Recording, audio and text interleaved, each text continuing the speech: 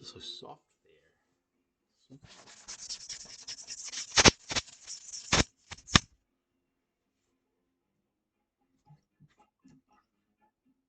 Looks like it's got a weird focusing thing going on. All right, well, I hope you can hear me all right.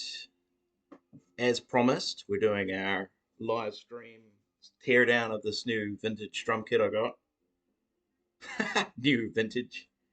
No, it's trash. It's absolute trash. It's even more trash than MIJ. It's MIT, which is not made in Japan, made in Taiwan. However, it is old, and as you can tell by this fucking stunning electric blue, it's very cool looking. Uh, so let's have a look at it before I start tearing it down. Hang on, let me check my monitors, make sure it's all working. And you're probably wondering, why am I streaming this on Twitch? Well, it's more to do with like I like that, you know, I can download this video later, and I'm not, you know, doing a whack of storage onto my own personal property and then having to go through it and sort it out later. Because I mean, this potentially will be hours and hours of this kind of stuff, and editing that down is not fun. I've tried to do it with the Hofner guitar that I did, um, and that was about 14 hours labor. And I've been going through all the footage and editing it, and yeah, it's still not done, and it's probably almost a year later. I just feel like I don't find the time to sit down and go through the editing. So we'll just do it like this for now, and who knows? One of these days, maybe I'll get around to editing it and uploading it on YouTube. Uh, but yeah, highly unlikely. So this is the best way I find to actually get my IRL restoration content out there in the ether. So what do we got? We've got a a new sound deluxe drum in, I can't remember what the exact color was called because I can find very little information about these drums. Like, I'm pretty good at finding out information about drums, and I already have a sort of a well of knowledge to draw from. The most I can garner is that this is a potentially somewhat illegal, well, pre lawsuit um, clone of Tama Imperial Star King Beat. The snares of these kits apparently are really sought after. And guess what? I don't have. Don't have the snare. So what I think this whole kit that I got, I believe, was a donor kit. It was used as the donor kit for some other project, which probably was a Tama, because it looks like a lot of these parts are kind of interchangeable. You can see that these lugs are like, they're the cheap, originally MIJ knockoff kind of things that are, I believe, modeled on some kind of Roger. I'm not sure. I'm not sure on that, but they're very popular. You see them everywhere on sort of 70s and 80s kits. But Tama themselves have a much sleeker design. Pearl, they had that lovely bullet design, which I really really like. I have an old Pearl Valencia from the 50s in my garage currently. Just it's just a Tom, unfortunately, so I can't do much with it. Uh, so we're just leaving that for now. I'd like to do a wrap on it eventually because it's somebody stripped the wrap off and gone to wood. And yeah, it's just I'm just leaving that aside for now because I won't be able to use it in this kit. Plus, I mean, we've got everything we need, kind of. Hang on, I still haven't checked my monitor. This is me. I get away. I'm getting away on it, ranting. All right, let's have a look.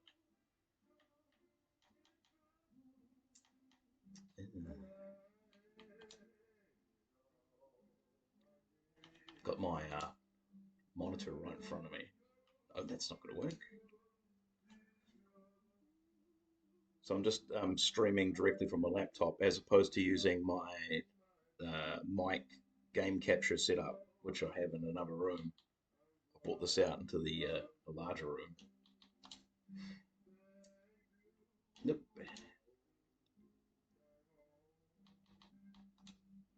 There we go. He's live. Okay, it's working. That's my audio. This is going to be sonically unpleasant for a second. Quiet. I need to check to see if that background music's coming through, so watch out. We're just going to crank this up a bit.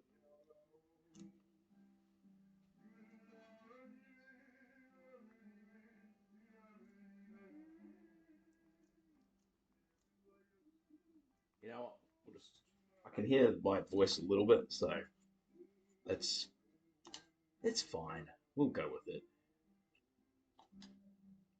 Cool.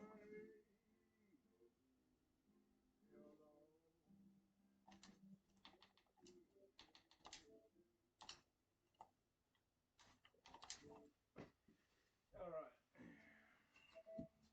Turn that background music up a little bit. Yeah.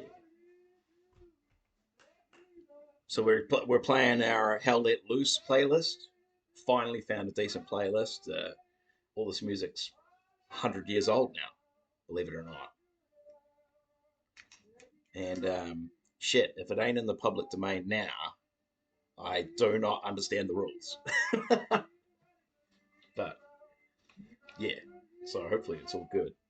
We'll get some more of that God player harmonica guy. I hope so. Anyway, back to the drums. So we're just doing a tear down today. I'll put my lugs in a bucket here. We'll put all our tension rods and I don't know what those bits are called on the inside, but we'll pop them out, put them in a different jar, soak them in CRC. I'll have a look to see if I can get the badge off. Don't want to damage the drums. They've already had a bit of a hard life. Now the bearing edge is like a little bit rounded off, but I don't know. I quite like that, especially for a vintage drum sound. You kind of want that rounded bearing edge. So I'm not going to go and recut them or anything silly like that. There's doesn't appear to be any splits. There is like a manufacturing default here I can see where there the Zolar is. Oh yeah, so I've got to talk about this coating. So you see in the inside, like this is probably just classic 3-ply Luan or Philippine mahogany or whatever you want to call it. Just cheap wood, which works well for drums. So like when people complain about shells and being cheap and whatnot, there's a reason they did use this very cheap material. It's because they had to mass produce it, and the wood is actually very good for making drums and for resonance. So, you know, there's a difference between cheap materials and cheap manufacturing. Um, like take Tay drums for instance, they're a cheap drum, but they're very poorly manufactured. Like they're often out of round, and I would recommend to anyone getting into drums as a starter kit to go for like an MIJ or an MIT kit um, to start with, especially if it's like an older kit that's potentially got some collectible, because like it's something that you might be able to sit on for a while. Oh, that's one of the reasons why I switch up so I can see chat. Goodness,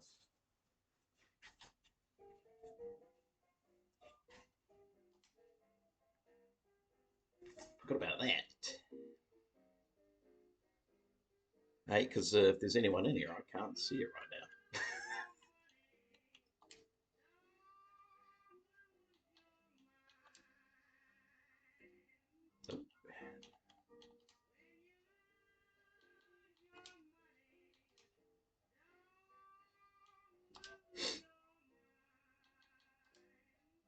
Oh, for goodness sakes. Can can Twitch please sort out their Xbox app? It is horrendous.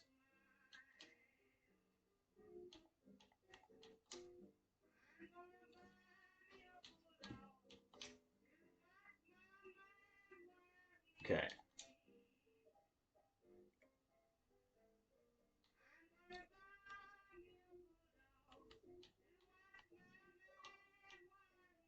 Coolies.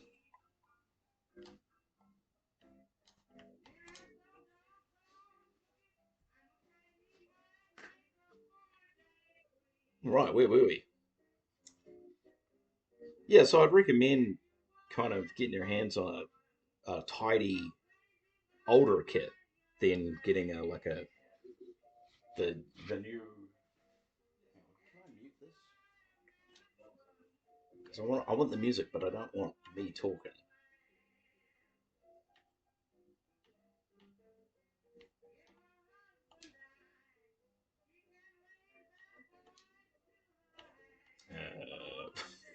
Okay. No, I'm not going to report the channel. That's crazy. Well, shit. How am I going to do this? Just want chat, please. Just bring up that it's yeah.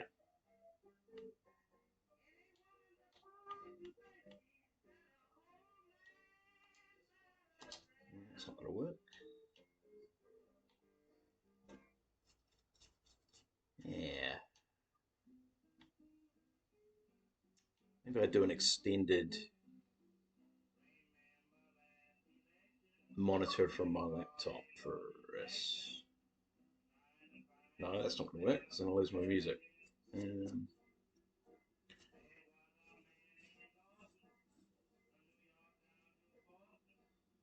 I could bring another monitor in. Damn. Should have set this up better. Okay.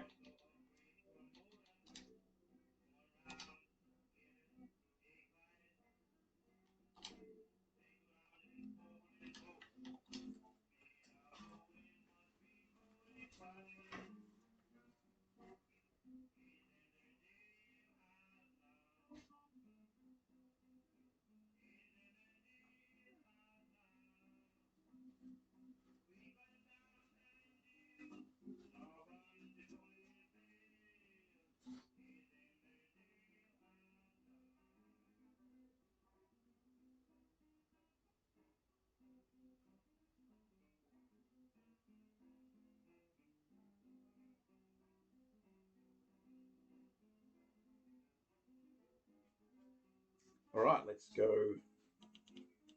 chat only.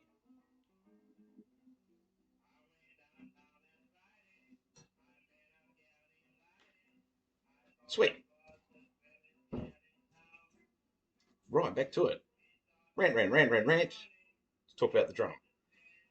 So you can see here, there's some pretty cool looking old hardware on there.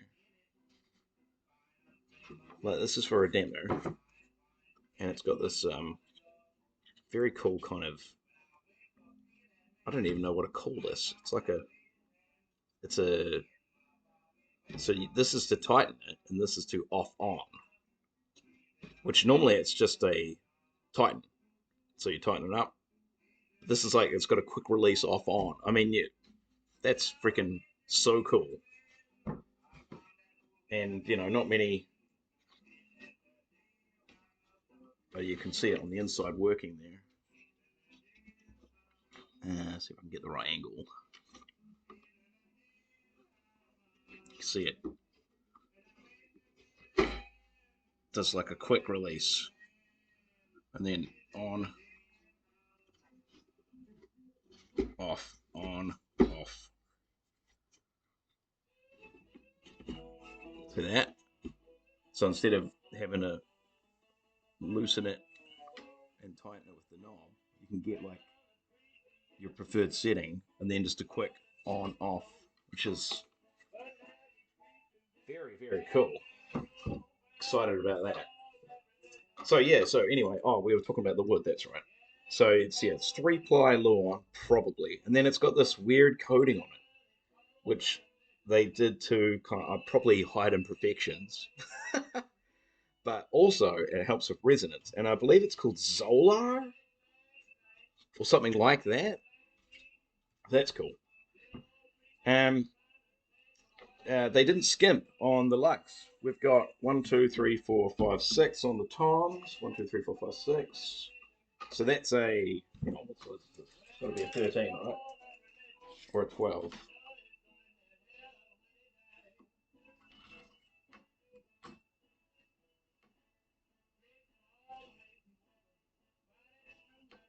Hmm. I'm guessing that's a 12. It's over 12, but I'm guessing it's a 12. And then we've got this one's unfortunately got a broken,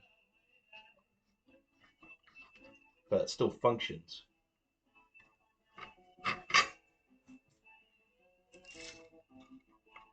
Yeah, that's a 13. Yeah. And this will be our floor tom, 16. And this is what leads me to believe it was used as a donor kit because we're missing hoops, we're missing tension rods, and we're missing legs, which you don't see often on floor toms. So I don't know why they've gone and taken those away. But yeah, once again, bearing edges like it's been stored badly, but no huge chunks out. There's a bit of a rip there. Just a little piece of wood's come off there. Probably that might be something we'll have to fill in sand actually, because that could potentially rip a skin. Um, but yeah, some parts of it are rusted to heck. Um, but not nearly as bad as I've done in the past. I've done much, much worse than this. Like these are all going to clean up really good. They're not that bad. It's just some of these, like yeah, that one there. You can see how rusted out that is on the inside only. But then the next one, no rust. So it's kind of a bit strange here. It's picked and choose where it's going to go rusty. Um, and same with this tom holder here.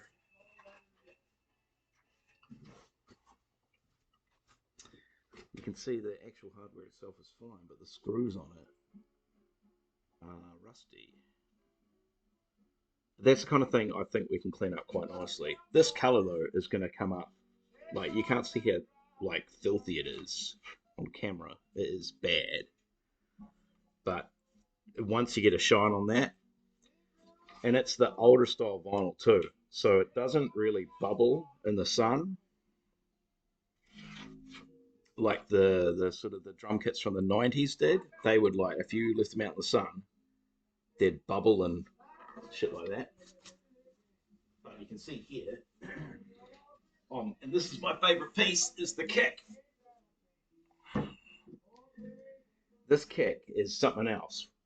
We've got a 10 lug system.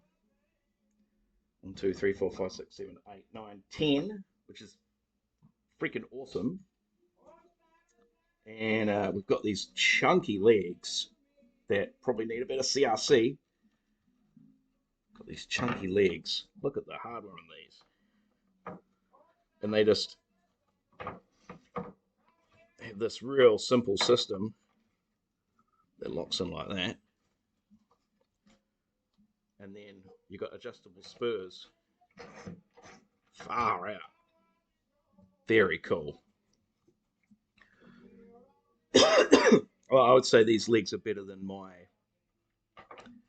personal intermediate kit, and um, and they're definitely better than my beginner kit.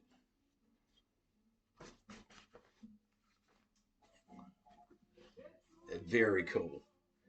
Bass drum is probably in the best condition out of all the drums because it seems to be the most unmolested, and it hasn't had any parts taken from it. The floor tom is the worst. It's got hardly anything left. Excuse me.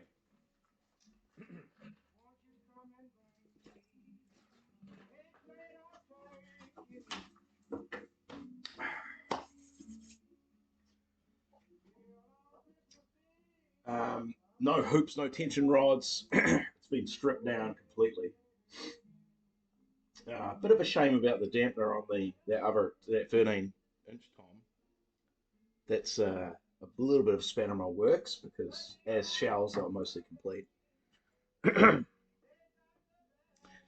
Now we'll start with that small tom and work our way up to the big fella. Oh, we do have a mount.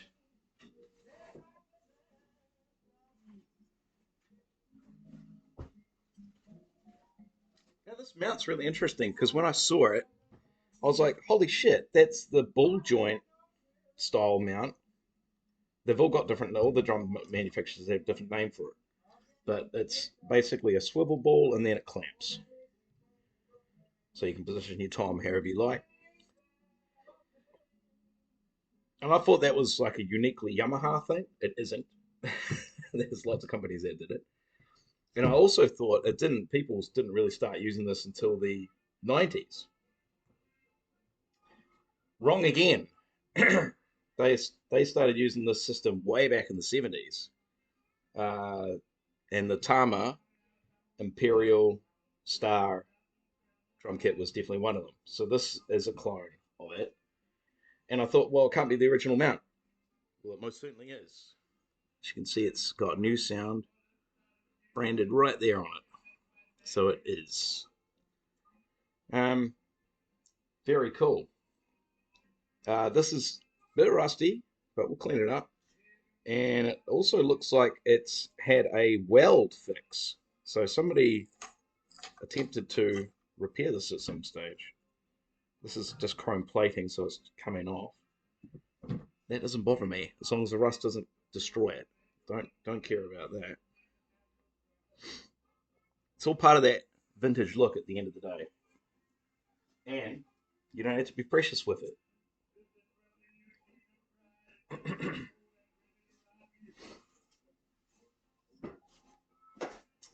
Right, so we've got our little tool set.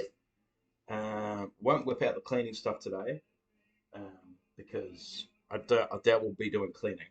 We're just doing tear down today. I did go and grab some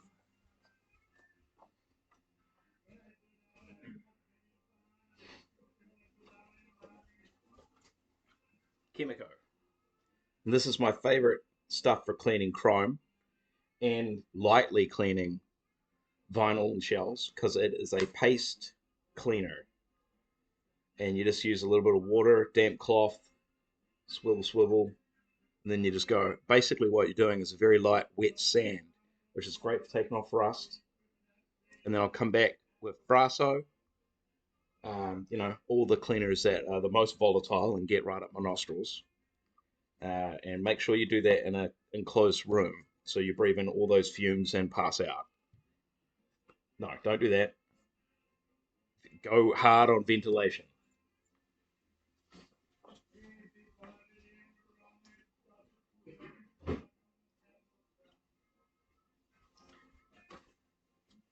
The kick drum also has a free pillow in it. Gross. I'll be chucking that straight in the bin. Well, it's got two of them in there. Even better. The original skin with this logo. So we're going to try and keep this. I can see that it's not damaged in any way. And same on the other side. It's got the beater spot. And this tom here, oh no, it's in the garage. One of the toms came with a skin and it has that beater circle in the middle, which is strange on a tom, but whatever.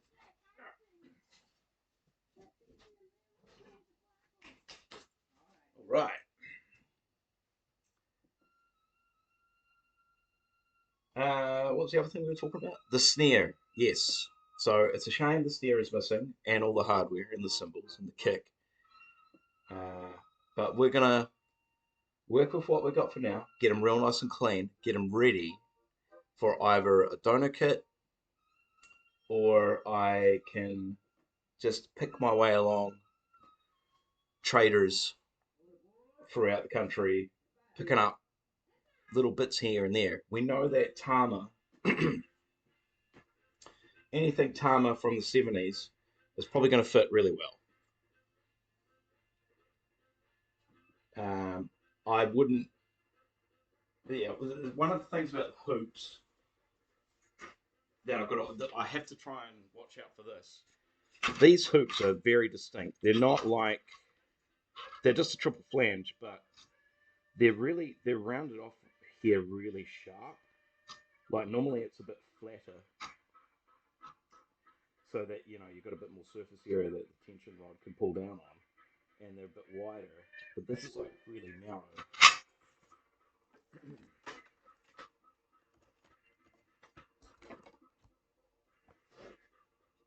So we're gonna keep our eyes peeled for hoops this style, and it's quite a wide band too. Um, yeah, I think that's it. We'll start getting into teardown. But yeah, I'm looking forward to it. Just the lugs, the amount of lugs on them, the color, and I can't wait to play them. And we'll do it on a live stream. I'll set up my setup properly with microphones, and we'll have a wee jam. Should be good. A bit worried about getting these badges off. I've got to be honest. We might do the old, just try to clean this without taking the label off, but leave them on.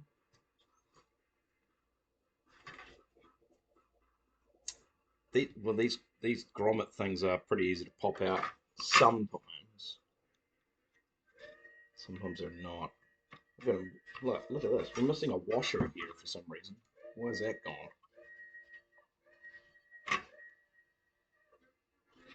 Yeah.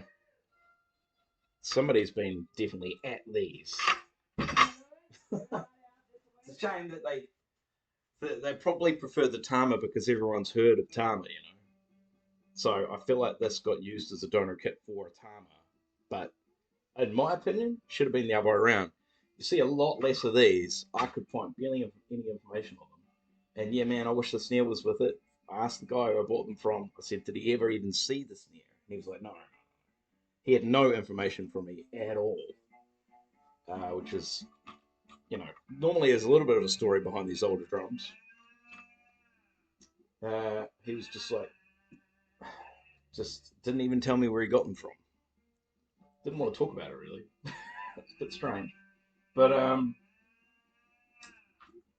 yeah, man, if he had the snare, it's like a $400 snare. So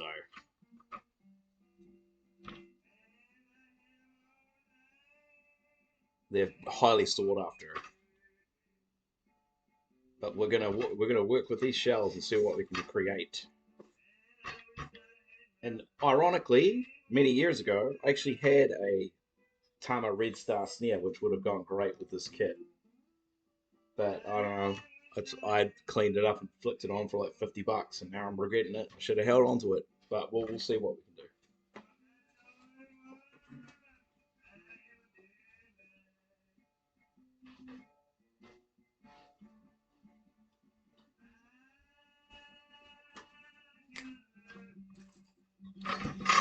Let's turn that music up a bit so you got something to listen to while I tick away.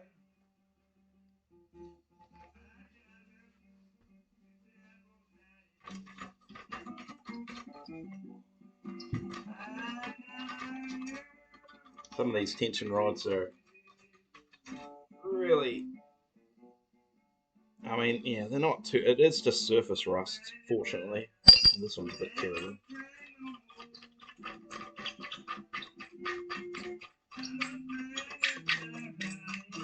I'll leave one out so we know they're the same length, so we can put them in the same jar. I'm going to dose it with CRC and let it sit forever. Right, so that's our first tooth off. That was easy, only 2 tension rods. Yeah, you can see the inside. It's not too bad. Definitely cleanable. The outside, on the other hand, this hoop's had a hard life. Um, it's not. It's pretty usual to see it on this lip here, but on the very top, strange. And to be so like all over the place just makes me believe that these drums have been apart. Like that's been like that with 2 tension rods in it for like 15 years. So I mean, that's the information that I did get, was that it's been sitting in a basement for a very long time. So, right, that's. I'd like to say that's that done, but that's not that done. We're going to get the mount off. We'll get the dampener off, and we'll get all of these lugs off and the inserts that the tension rod's going to. So it's just a shell ready for cleaning. And I don't know, if I'm feeling super adventurous, we might clean the shells today. What I normally do with the insides is give them a little bit of linseed oil just to kind of sort of rejuvenate the wood a bit, so it will soak it up. Just get it healthy looking. However, because we've got this Zolar coating, which is, I believe, a mix of just wood. It's like chipboard and a glue or some kind of adhesive. I don't think we should do that because the oil could negatively affect the coating. So we're just gonna not touch that and just leave them like that. All right, let's start with the tom mount. Pop that off.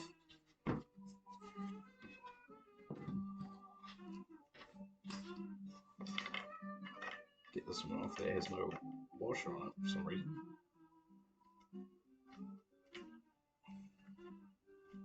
And yep, it's just gonna spin. Of course it is. This is the kind of the scariest part of doing drums like this, is because this is where you can kind of break things. Putting it back together normally goes pretty well, but the taking them apart is when you can snap shit. So just take your time, don't force anything, don't rush anything. I've had some rushes in the past where I've been just wanting to get it done, and I've ended up damaging something, and yeah, just not worth it.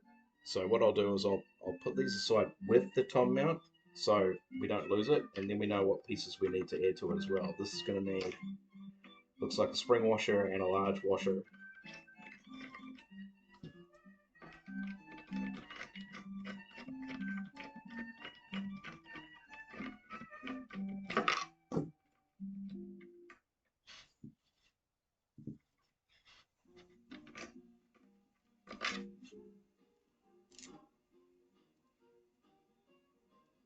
Yeah, I mean you can see the rust on that. It's like it's not eaten the metal completely, but we definitely need to do it now rather than later. And you're probably wondering, oh, okay, well, what's all this for? I'm going to be putting hours and hours of labor into this. And then what? And then not only that, but I'm going to have to sink more money into it to, like, make it a full kit. We could just do it the shells and sell it as a shell set. Just put some nice skins on it. I'm thinking because they're very rock drums, we can go with just some clear heads, I think, as opposed to, because normally with a vintage kit, I'd definitely put coated skins on, especially with a round bearing like this. but I think we'll go clear for this one, and we'll keep the heads for the kick drum. Clean them up a little bit. We're gonna lean into what this kit's all about, and you know, so I'm already money in from buying it, so I want to make that back. So we probably won't make anything on labor, and also the other thing is you need to find the right buyer. You know, is there? I'm thinking a younger guy or gal who wants a vintage kit,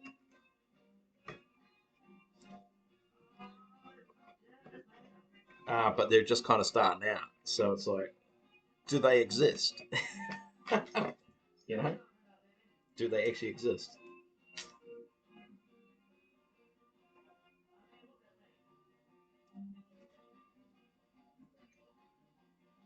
Right. So this is the inside of the tom clamp. There's a little plastic insert which this just simply squeezes down onto. So you can see that that's actually got a crack in it. It's probably all right for now. I wonder if we could. The crack's only on the outside ring, so that should. Actually, let's pull that out and have a good look at it. So I don't break it. No, I'm gonna break it. So let's put that back in. So I've already stuffed it. So let's cut this out and have a good look. Alright, so gotta see how this stuff works. Yeah, there's a little. Ah, I see. So there's a little metal piece there, which. Whoops.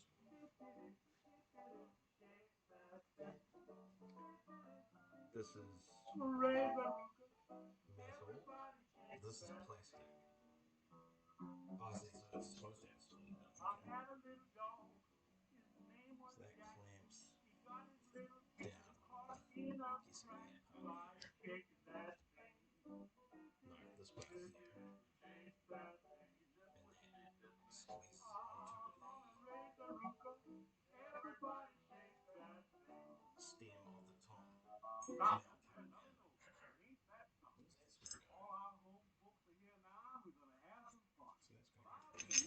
supposed to go? So that's got to go through this way. And that sits. So it just sitting there like that. So that's a bit. It's a little bit of shit. Yeah, that's literally it. It just locks into there. Just locks into there like that. So you pop the nut in,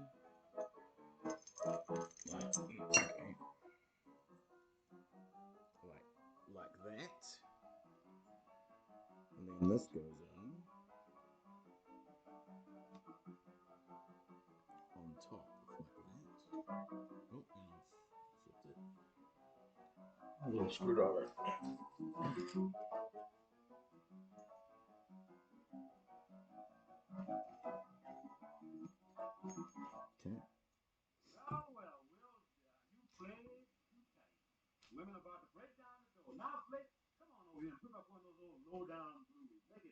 Right, and that so that plastic lip holds that nut in.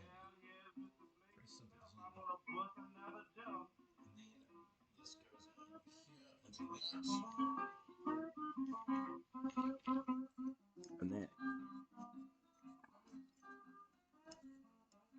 locks onto there, starting to pull this through and squeezes the plastic onto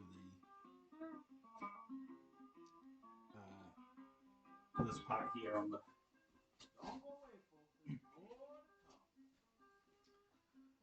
part there. See, that's too tight for me to even get this through. So I'll loosen that up. And that goes through there.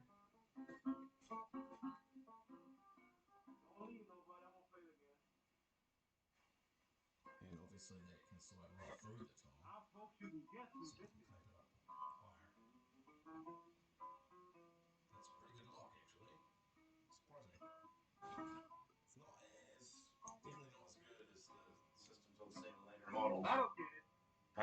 but functional.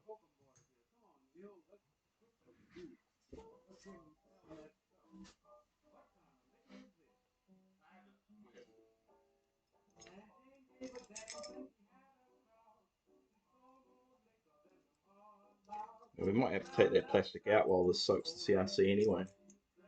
So I don't have enough containers on me. That's the truth of it.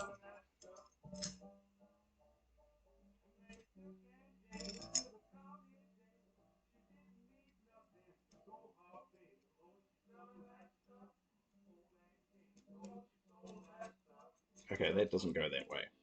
That goes that way.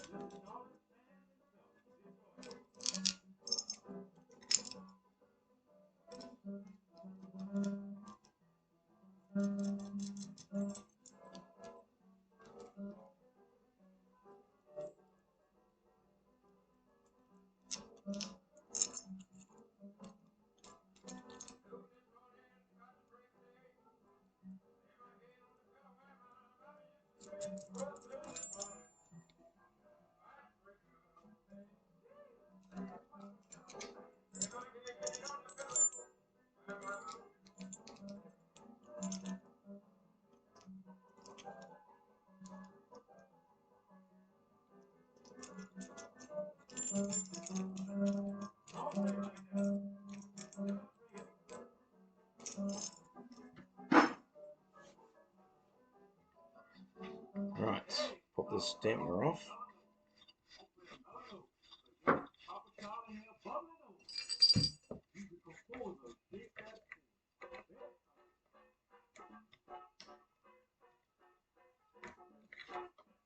Okay, well that's a bit of a pickle. We've got pretty intense rust at the tip of this thing there. Can't seem to get past and don't want to rip the thread.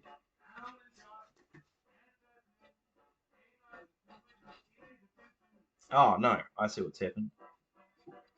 It's actually damaged.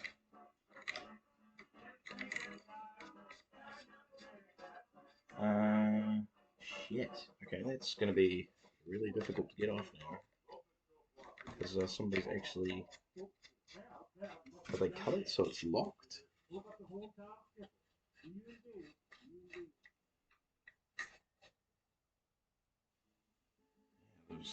Maybe we can get a screwdriver in there and pry it out.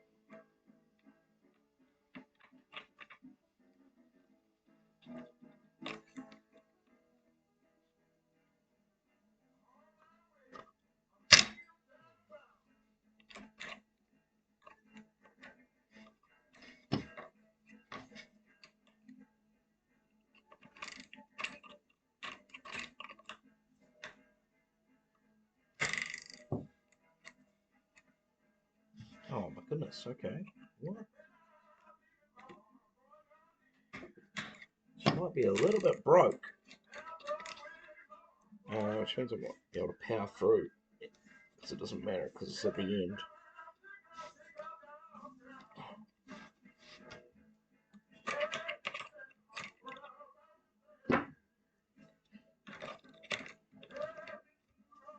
Come on, baby. There you go.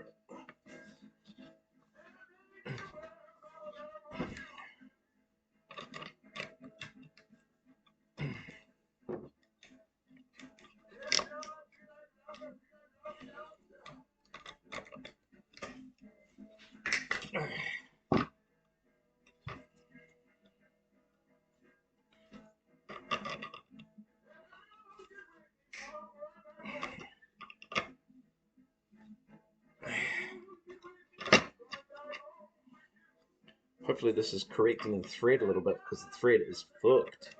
Just on the end though, so once you get it on, it's still functioning.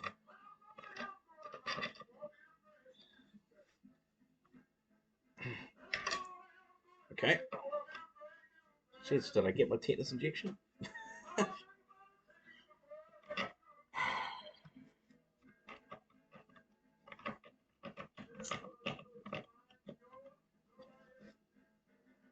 Come on, baby.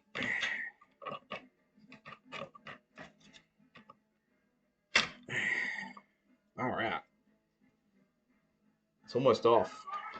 So I'll probably damage the thread doing that, but okay.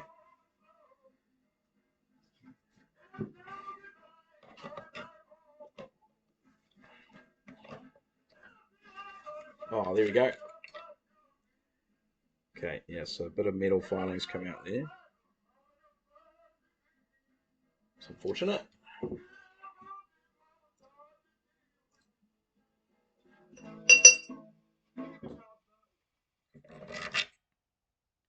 Right, see if you can see what I'm talking about.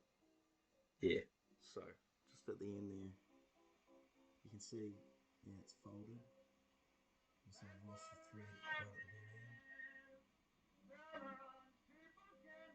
It's not terrible though.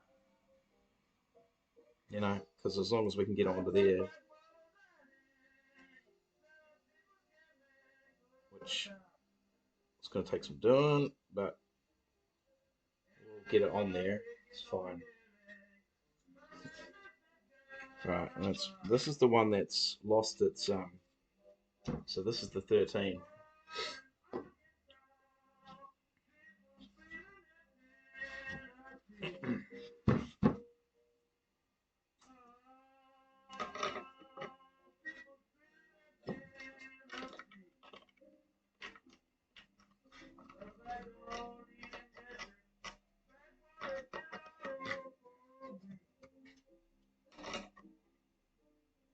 Oh, okay, that's surprisingly loose. Not expecting that with the amount of rust on it.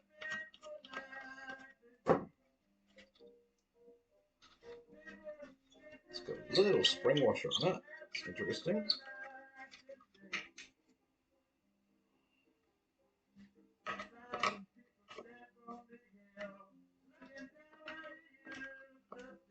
Okay, once again, pretty easy.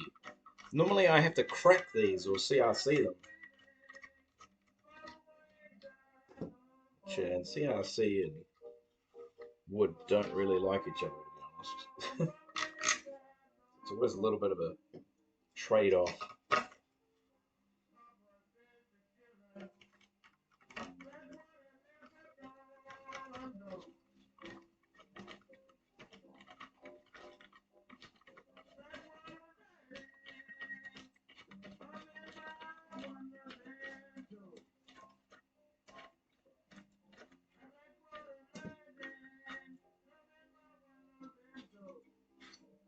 Okay, there we go. So that's off. As you can see, it's pretty clean. Just a little bit of surface rust that will be easy to clean off. No spiders living under the dampener. Nice. We'll just make sure we get this back on the mount so we don't lose the pieces. Just need a few more containers because so I can separate all these out. But for the meantime, we have to keep it together so I know how to put it back together. That's the trick.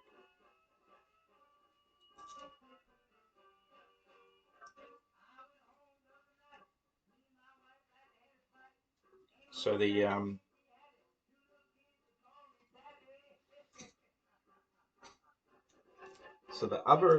other tom that will, or the other two toms that we'll take apart will have,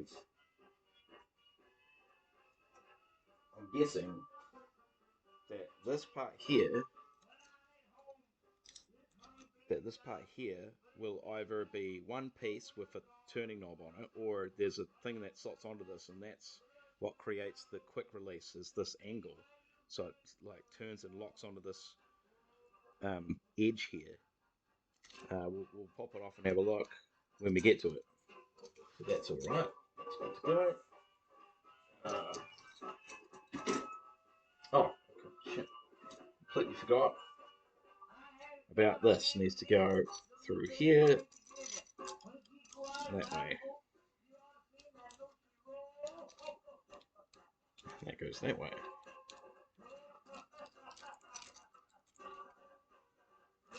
Nice. That's the one that needs a little bit of TLC. I'm hoping the other ones aren't stripped like that, because that's potentially someone's done that on purpose so you can't take them apart, like they do with safety equipment. They cut the thread so you can't unlock it. All right, so we're up to taking these puppies off, which are all metal, so we should be able to just put them all back together and soak them in a jar. All right, and we should be able to just crack these with. They're not looking too rusty on the inside. Some of them are, some of them aren't. Most of them aren't. What have we got? We just got little spring washers on everything, so that's cool to see. Little spring washer in there, and a flat washer.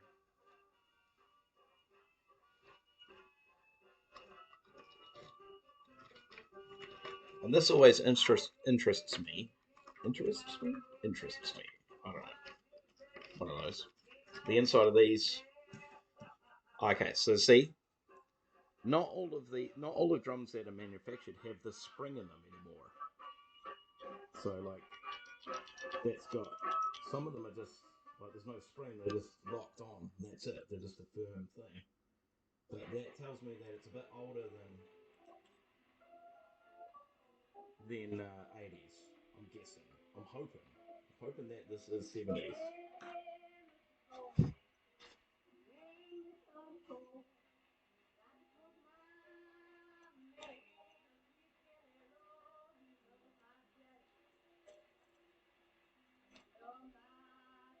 And we'll just put these back together. But yeah, actually, did we put back together? Maybe not. Maybe we, because I want to give them a good clean. The insides are pretty clean. I've done drums that are like this is all rusty in here as well.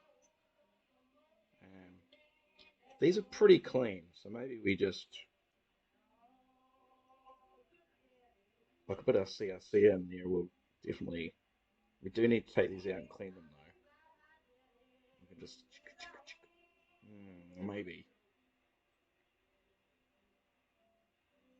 Yeah, I'm not sure. Well, I mean, we're not going to get many in that jar, to be honest. Need a much bigger container. Hmm. Thinking.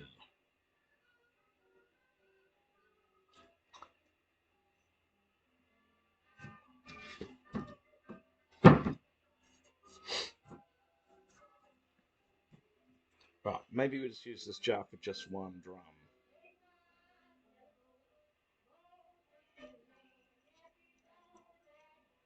Leave them together for now. Probably the safest option.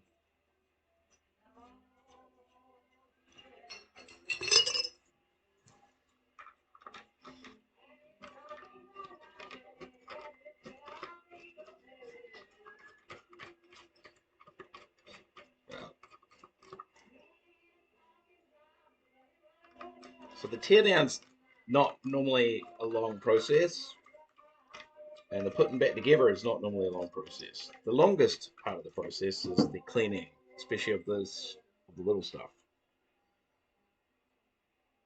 The shells normally clean up pretty quick, to be honest. And I've got my own secrets about that. Should I divulge them? Maybe I will, because we know this vinyl is like a plastic or like plastic adjacent kind of thing, right? So what I do is I normally do my Chemico wipe down with clean water first. See where because we've got stickers here, we've got probably bird shit. Um, we have to be careful of the badge because if they're cleaning will strip this badge off, and we don't want that. We want to keep the badges, even if it's nothing to write home about. You still want those badges. If you ruin the badge, you're in trouble. Um, we've got a few superficial marks, no big dings or knocks that I can see. Kick drum, on the other hand, has some severe cracking on top, probably sun damage. I'm hoping we're just going to leave it like that. I'll get a little bit of glue under it, clamp it down, try to get it nice, because I think a few cracks in a vintage kit looks pretty cool actually. But it's about getting it looking clean and nice, not like peeling apart and looking awful. You want to get it down. We've got so there's some separation here on the vinyl. Yeah, so like a little spot of glue under there and a clamp would be good. But no bubbles, no tearing. It's just, and like the Chemico should like kind of bring this back a little bit, even if it will bring it back a little bit like hazy. But then we hit it with some silicon plastic restorer, and I'm telling you, man, this thing is gonna shine like it's gonna look like candy. And I mean, it already looks shiny, and it's filthy at the moment. But yeah, you wait.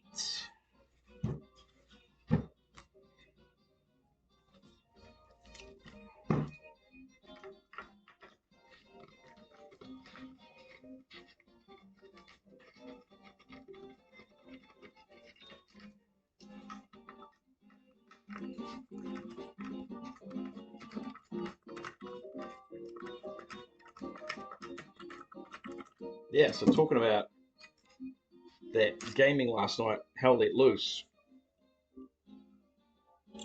Terrible performance on my part. I did do my job as an anti-tank guy one time, so that was good. Maybe a couple of times, although I didn't get the kill on the first tank I shot at. Did get the kill on the. Wait, that might have been the previous stream actually. Okay, this one's a little bit tougher, but I'm happy as long as I don't strip the head of the screw. Because once you do that, yeah, it's not. Okay, yeah, so that one's really stuck on there. And I do not want to strip the head, so we need to find a more appropriately fitting. Definitely not that one. Hang on, I've got other screwdrivers at my disposal. There. Nope.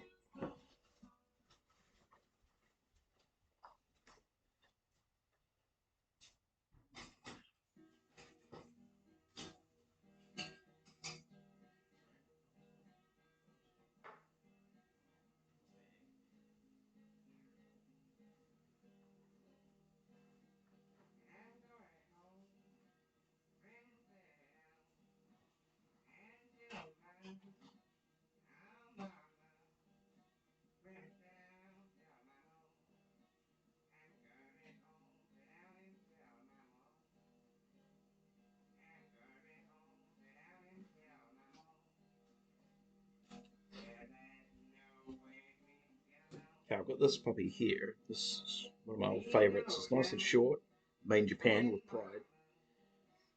Normally, just because it's quite easy to get a hold of. And if you find that there's something like really tough, you can get a good. Yeah, no, that's really. Woo! Because normally, it might need a little bit of CRC, unfortunately.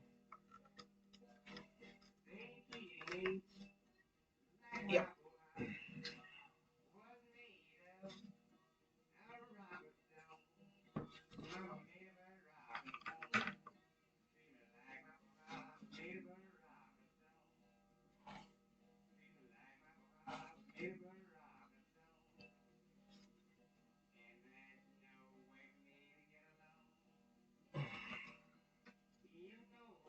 Damn.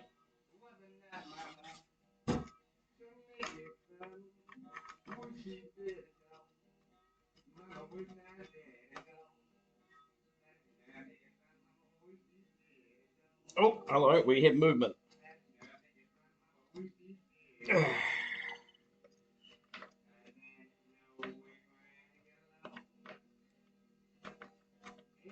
Oh, interesting. Okay. Yeah, okay. So you can see there, the inside of that, considerably more damaged. And this, during the manufacturing process, is actually a little bit bent. Not much, but just enough to make that difficult. Yeah. CRC is going to work wonders on you, buddy.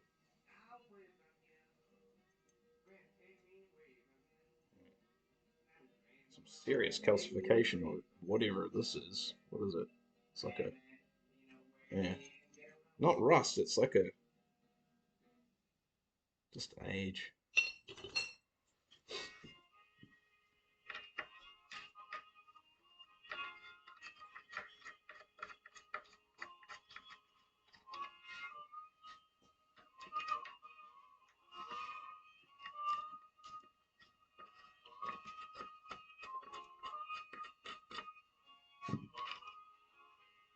Alright, so we've got, these came off easy, but now we've got, this is not popping off nice.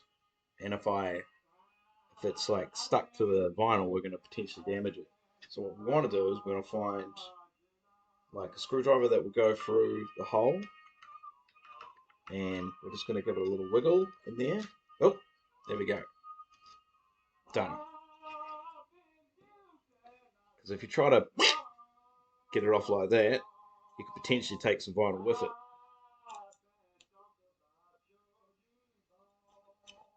If it's like some kind of adhesive or something that's gotten in there, or this is like melded to it somehow.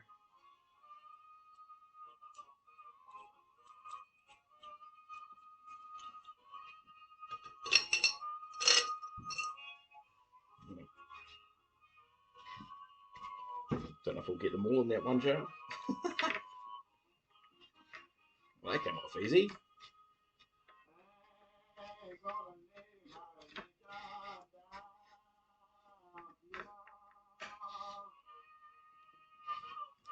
Okay, I'm starting to see a theme here, a pattern. It seems like all the top ones are loose, so it was probably stored this way up. And then water, any kind of water, has gotten in here, and it drips down and sits in the base here. So, if my guess is accurate, we'll be able to open this up.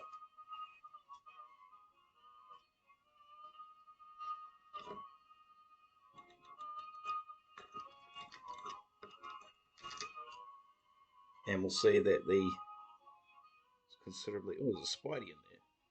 He's dead now. You can see there's a lot more build up in the bottom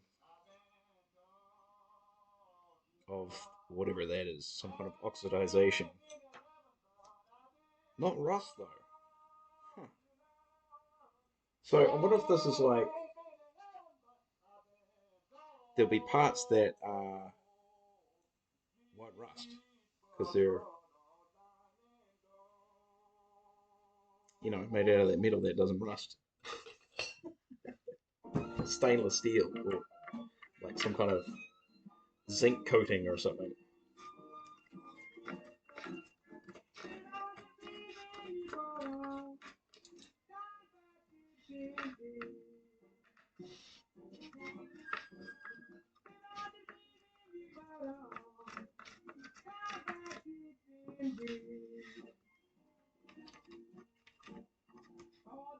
This is actually my first MIT kit.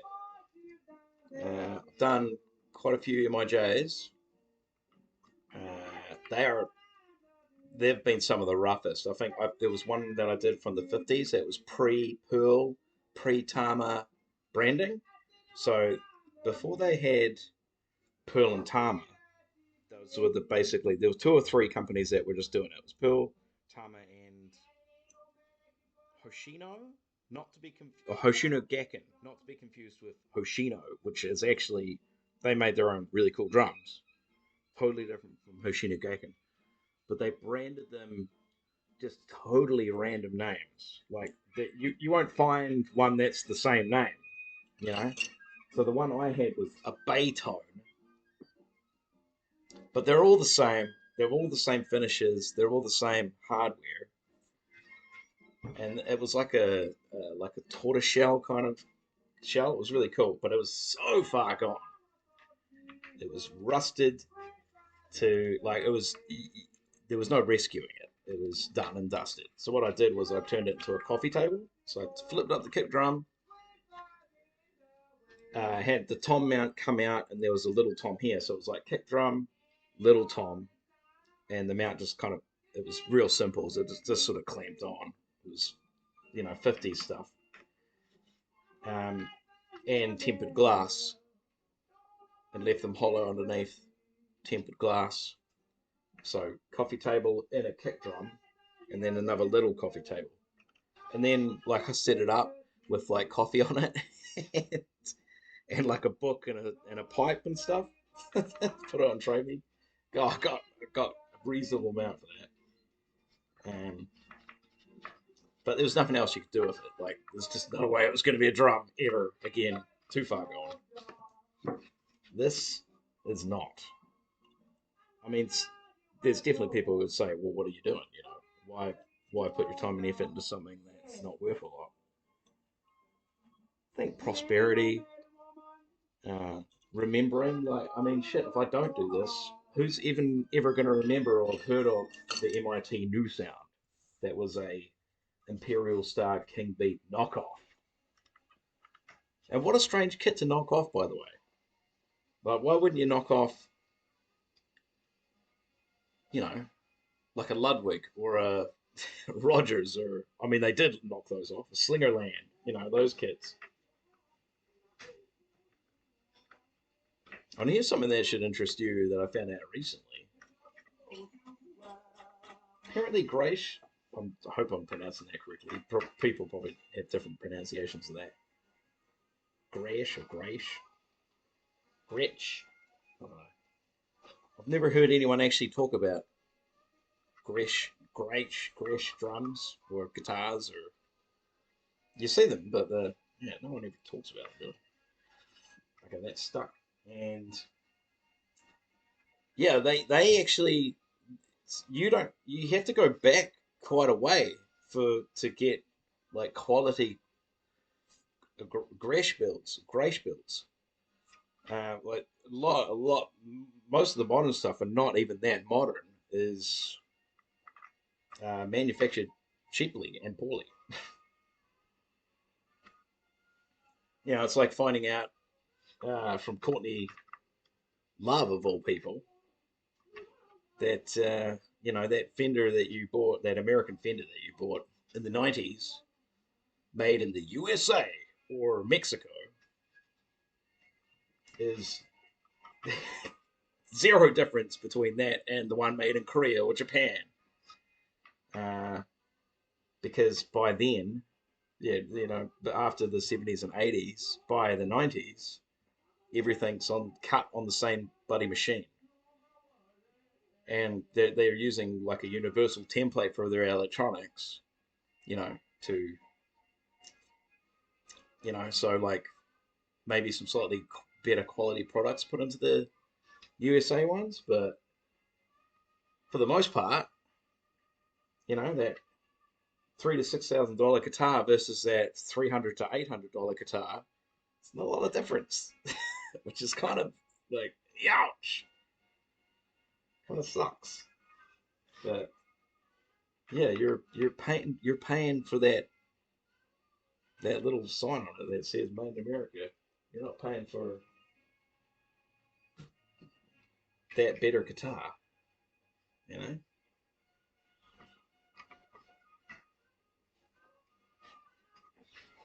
Okay, this one's proving a little bit difficult.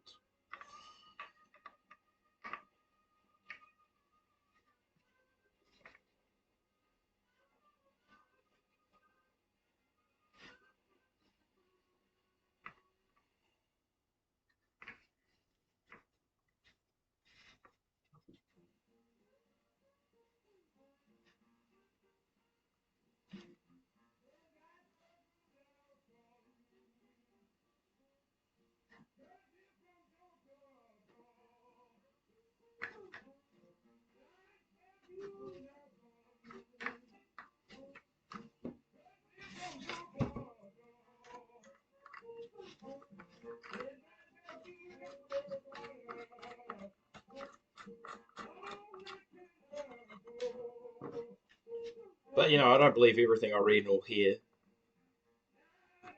I've seen a Mexican made fender versus a Japanese made fender, and I would say that the Mexican guitar definitely looked and sounded better. But who knows? I was a kid then. Like, I could have biases.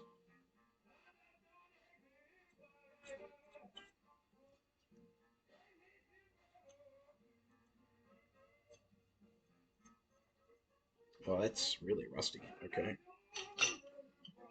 Oh, we're running out of jar room. We've got three more to go. I'm not going to fit them in.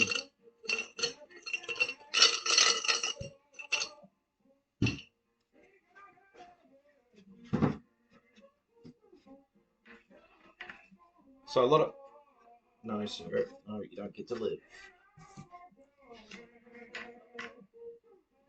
So a lot of the cheaper beginner kits, sort of from the 90s onwards, they were really slimming down their designs and their choices. And man, it got bad. Like, I don't know if you've seen like shell density hardware used, um, even the plastic finishes that they were putting on drums, and so the amount of lugs went down. So like something that had six on it went down to four, and just cutting corners left and right, just churning them out. I don't know how many wine red or burgundy coloured kits I saw in the 90s and early 2000s. Too many. Don't touch them. Put them on a fucking bonfire and light them up. I mean, I can't complain. Like, I mean, I can't. I can't complain. I can't really talk because so many people would say that about this. It's firewood, but I don't know. Just something about it. I like it. It's pretty cool. We'll see how it sounds. You know, I've got my own hardware that we can set up with it.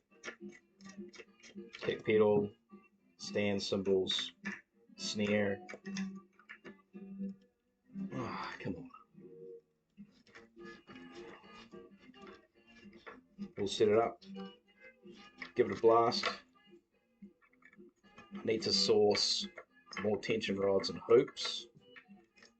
There's a guy down south. He's selling everything that I need. He's selling kick pedal, stands, cymbals, Sabian and Pisces. Great. Um, a stool even. So it's like, so no shells. The only thing that's missing is a snare. But I've got no idea about the snare. I just don't know how to execute it. Because like I said, I've got that old Pearl Valencia tom. And I've heard that you can get vintage Rogers equipment that is basically like a floating hoop that you can put on any kind of shell, or a bit like marching drums. So you can turn it into a snare. But then I was like, do I want to do that with this kit though? Because like this is technically a Tama, not a Pearl. So maybe I'll just hang back, hang out a little until a cheap old Tama steel pops up, because they pop up. They're not expensive drums. And some of them sound great. But my favourite snare that I ever did, I had a lot of fun with the old Yamaha, 50s Yamaha. That was fucking awesome. 50s or 60s, might have been 60s. That looked great because I got it in the mail, and I thought, in the mail, I got it posted to me. uh, but it had this weird black and white check wrap on it. I've got the videos. Also, another video that I haven't edited or uploaded on YouTube. Um, here we go.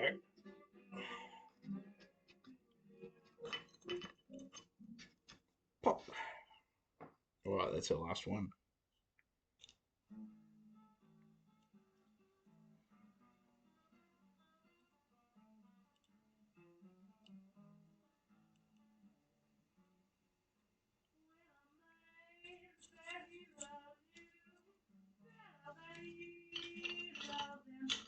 Okay, that's not going to work. Boom. All right. So there we go. It's all stripped down apart from the badge, which we're deciding to leave in, I think.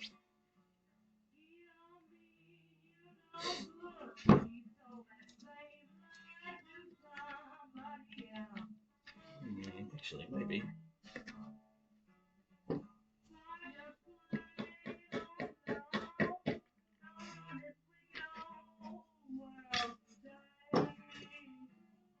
No, that's pretty stuck in there.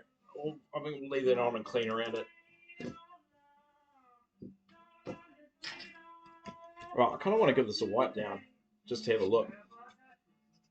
So I'll just get a wet rag.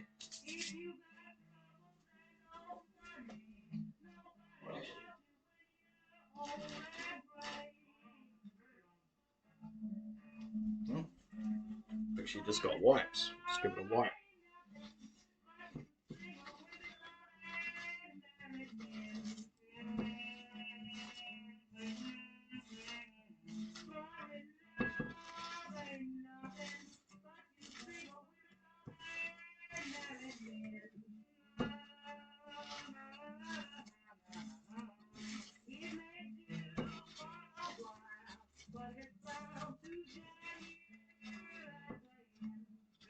Yeah. So, yeah, so stuff like that. That little mark there. And this sticker residue there. And bird shit. And these like black marks around the outside of the lugs. That's the kind of stuff that the Chemico is going to just take up real easy, like black spots like that. Chemico will get that right off. But damn. See, look how easy this is going to clean up.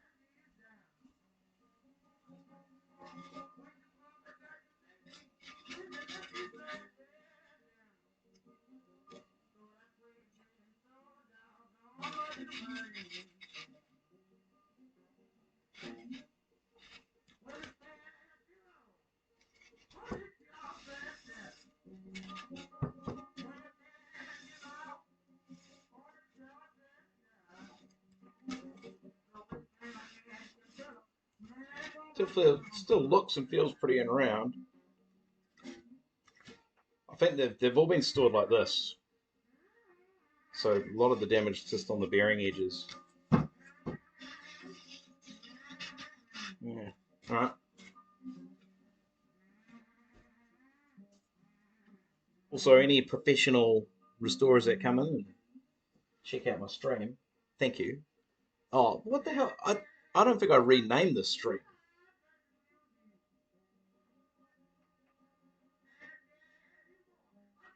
No, I didn't. Okay, that's really silly. Let me just quickly, let's make this accurate.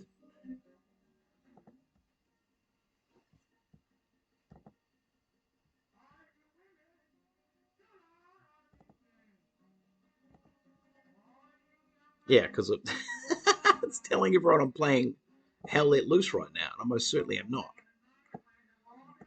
Oh, you fool. Uh,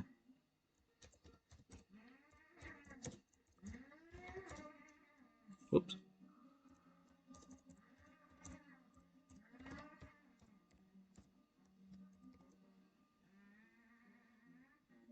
And let's kill that. Category. Just chatting, I guess. Because there's no.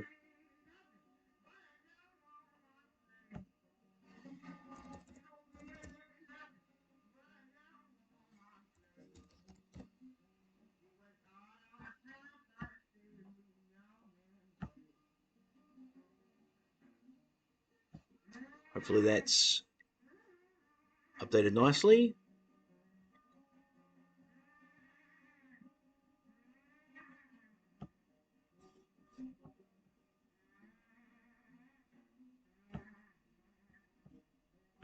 All right. Right. On to the next Tom. And a littler one. So we've got a few more tension rods. Another hoop. 6 lugs.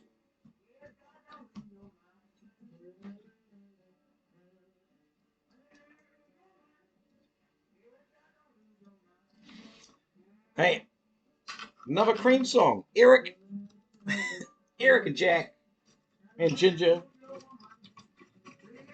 just appropriating all those old classics, weren't you?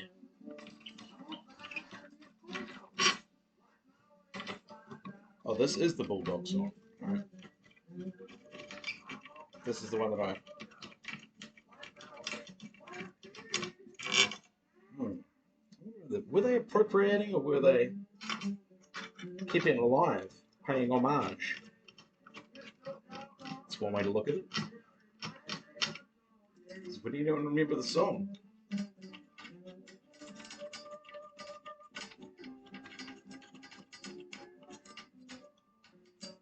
Yeah, my ears have been bugging me lately.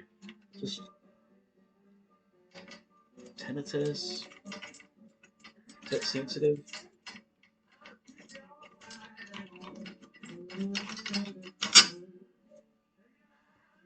Alright, just make sure these are the same size.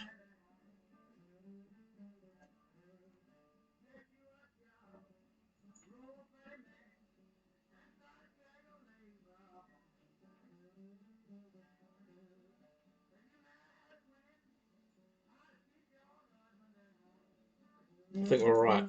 So they can all go in the same jar. And what we do is when we get a couple of new hoops, assuming I can find the right hoop, I think I can. It should be pretty standard. I've just got to find the right shape. What we'll do is we'll have these rusty ones cleaned, mind you, cleaned up and rust proofed. These will go on the bottom of the drum now. And the new ones, the new tension rods, and the cleanest lug and lug inserts will be at the top. So aesthetically pleasing for everyone involved. This skin is trash. The fact that there's black paint on it terrifies me, but it doesn't appear to be any black paint on the shells, so I don't even know how that's possible. But it does feel very glued on right now, so that's a bit boring.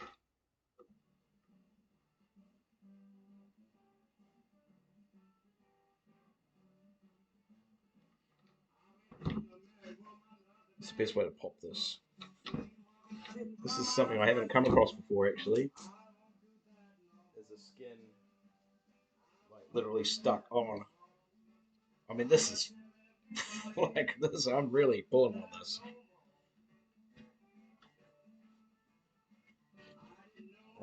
Maybe what I'll do is just work a little flat head under it so we can get it to.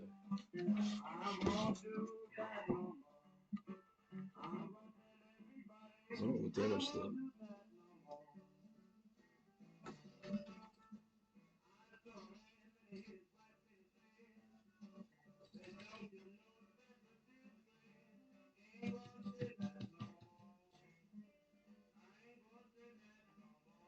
Oh, a little bit of movement then.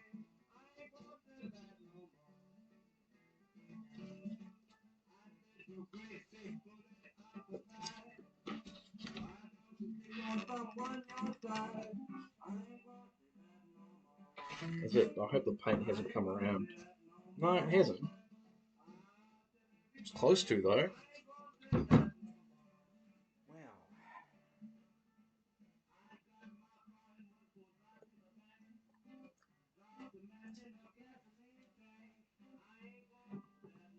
The skin's well off the wood, so maybe this is like expanded slightly.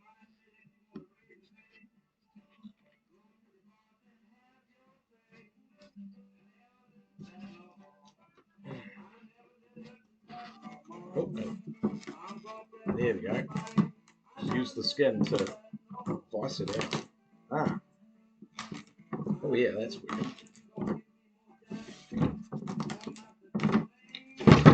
Nice.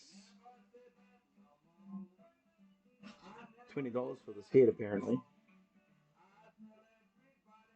Uh, oh, it's uh, what do they call it? Double skin with oil in the middle. Oh, we got Spideys in here.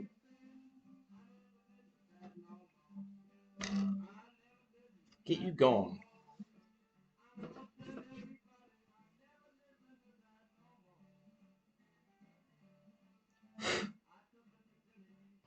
Yeah, that's trash. That's going in the trash.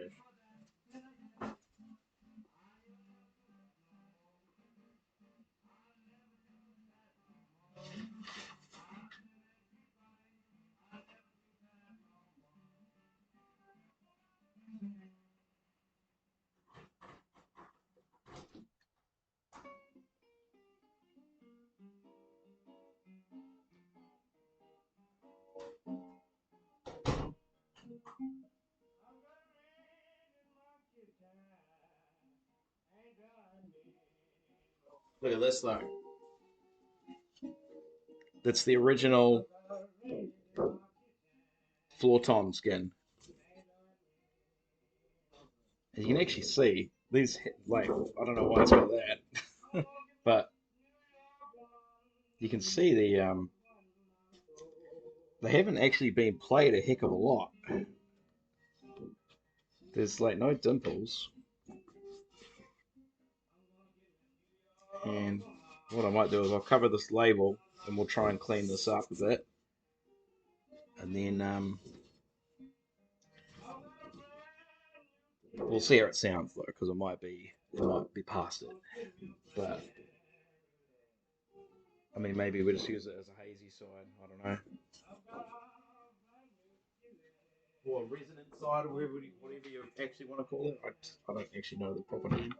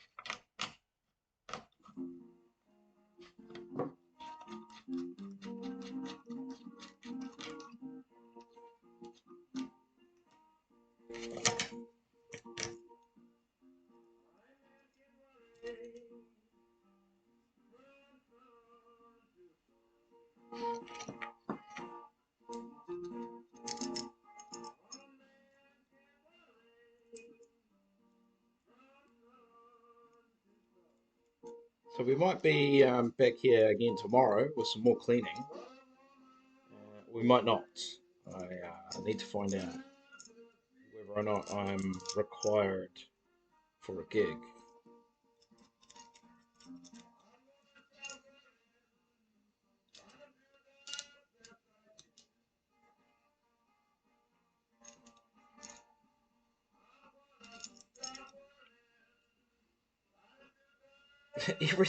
Everything's in the key of whoo. The key of whoo.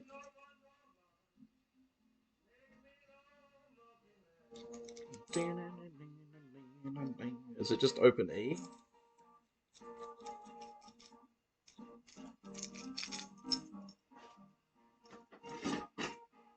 Oh, yeah, I should probably mark these. So this is there's a marker.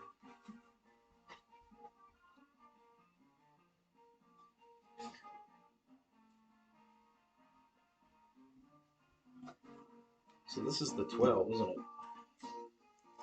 Yeah, for sure. Okay.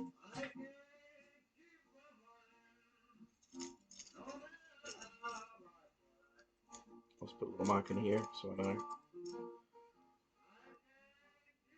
12.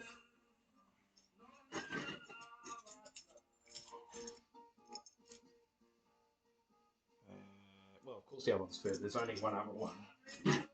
So just the ones I mark will be the 12. Easy. Alright, now let's hope this dampener comes off a bit easier than the other one did. I can already tell it's a lot easier. We've got a little bit of a lock. Okay, hang on. It's because it's so fucking filthy. Alright, yeah. So this one has been cut as well. So they just don't want you to take these off. That sucks. So we're gonna have to power through this one as well.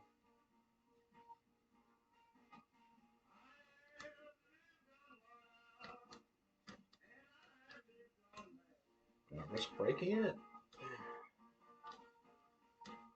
and stripping the thread.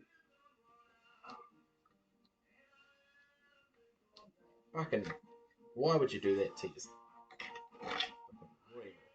Right, so here we go. Ah, I see. Yeah, so this part here is just missing. Well, that's unfortunate. Because I don't know if I'll be able to source just that. That seems like an impossible dream. We'll see. Honestly, when I was looking online for this kit and information about this kit, I couldn't find jack shit.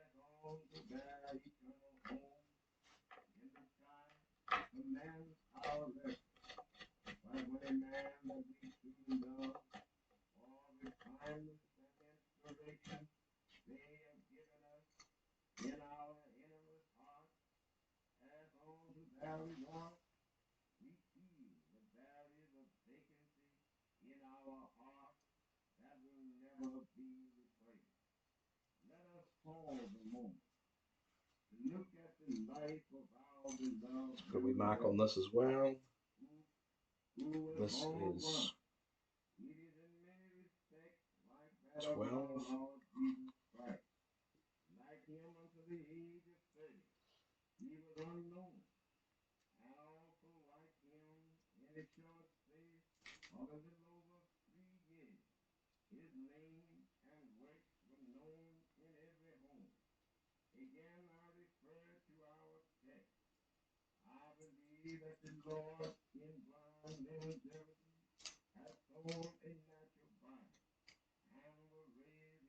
Holy shit, this is The Death of Blind Lemon by Reverend Emmett Dickinson.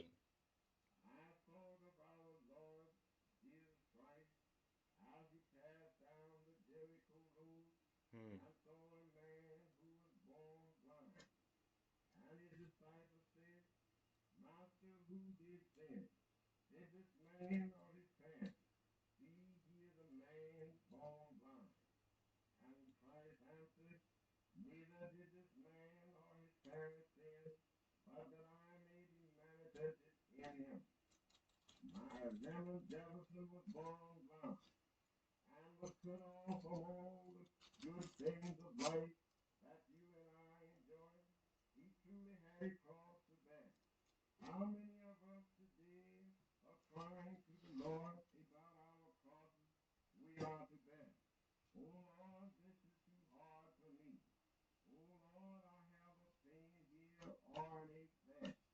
Yeah.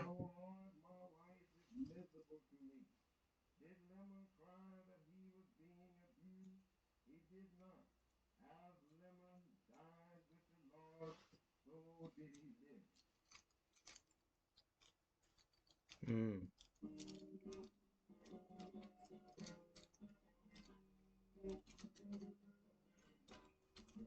Oh, okay.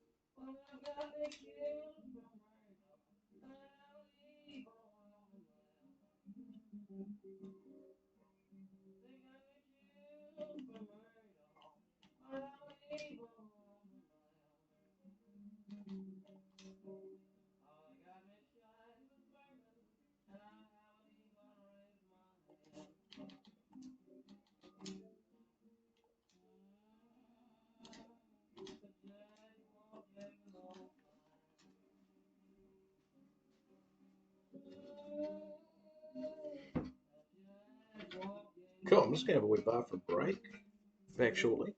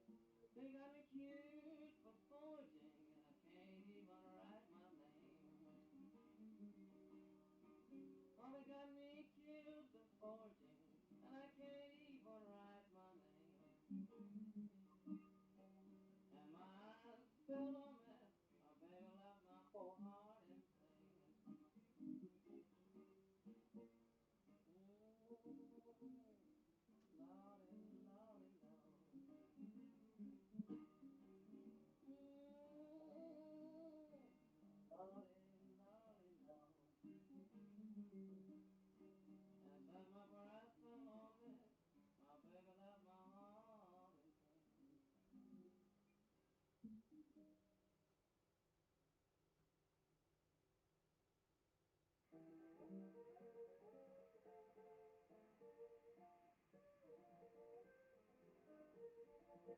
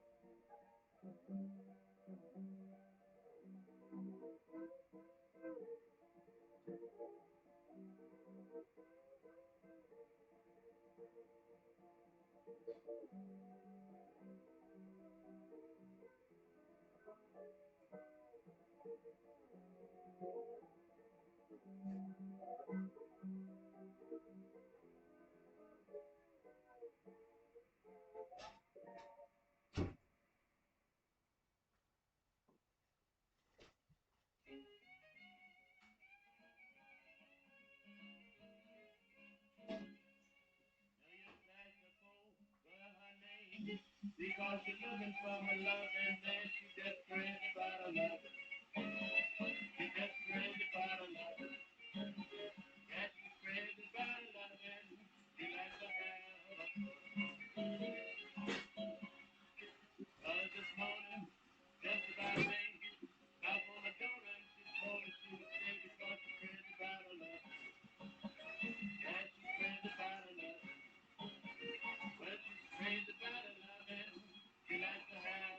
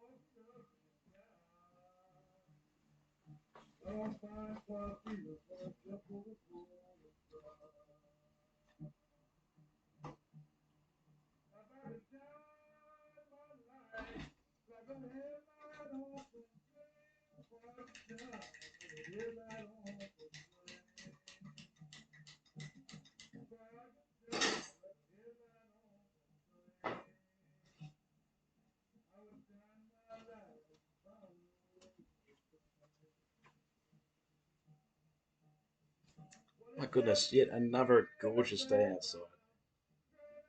It's been really lucky this year with weather. I mean, could be part of the whole El Nino thing. Means we should have some pretty extreme weathers coming through soon as well. Right. So our tension rod count is, as you can see, pretty pathetic, unfortunately. Yo, Killer Goku, what's up? At work, no sound. That's right. Let me message you.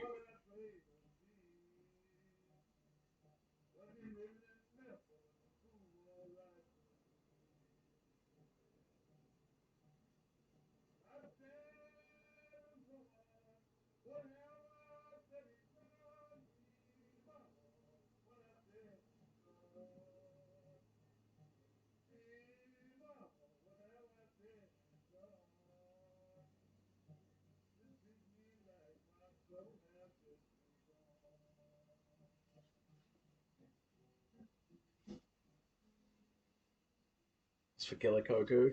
Thanks, mate. Thanks for jumping in. Appreciate it.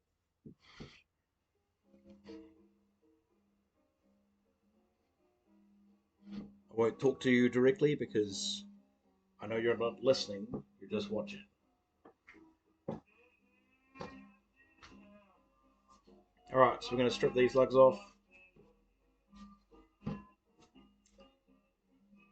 Poppin and Bucky. I'm thinking there's not a lot of difference between one lug to the next. So maybe we can just dump them all in the same bucket.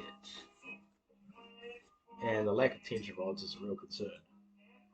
I am eyeing up a lot currently on Trade Me, where he's got a bunch of tension rods. The trick is, though, is I don't know if they're the size I'm after. And you could go wrong with the thread, too, because some threads are different. So this is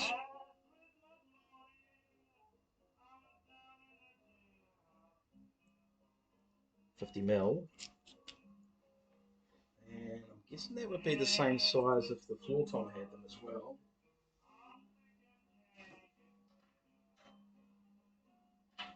No, see the floor tom.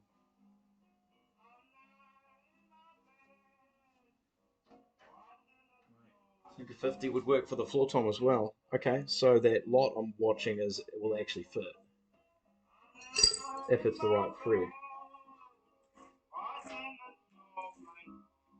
And he's got a few of them too. Asking a bit much for just tension rods though.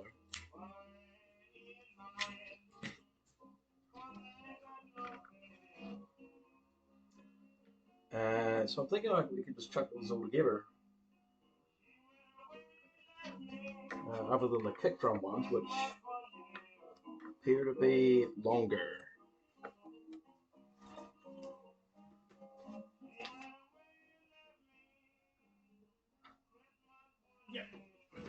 Yeah, so they're longer. But well, I've got everything I need for those, so that's all right.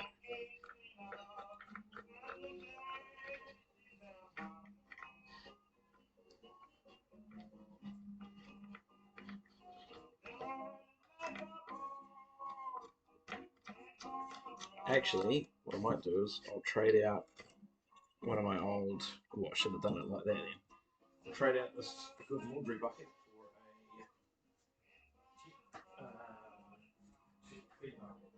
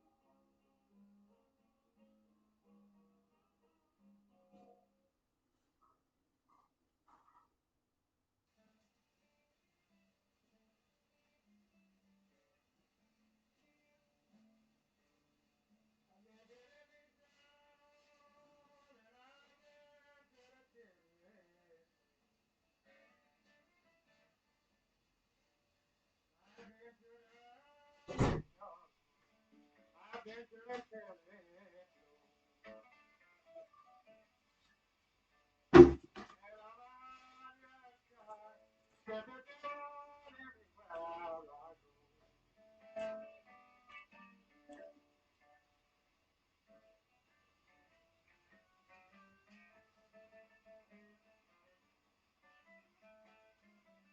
guess we can just chuck it in here.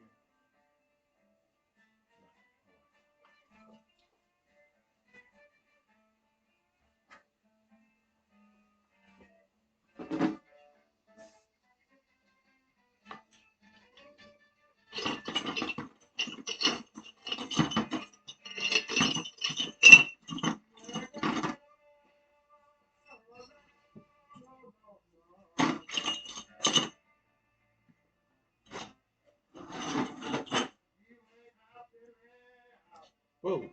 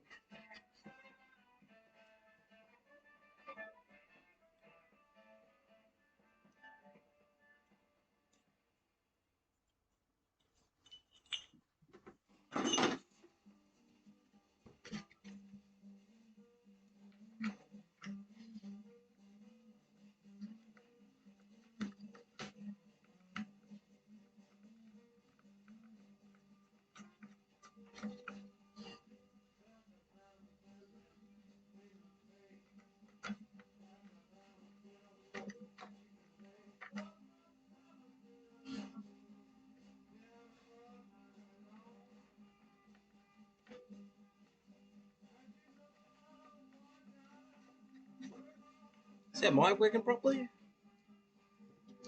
Seems to be jumping up and down a bit.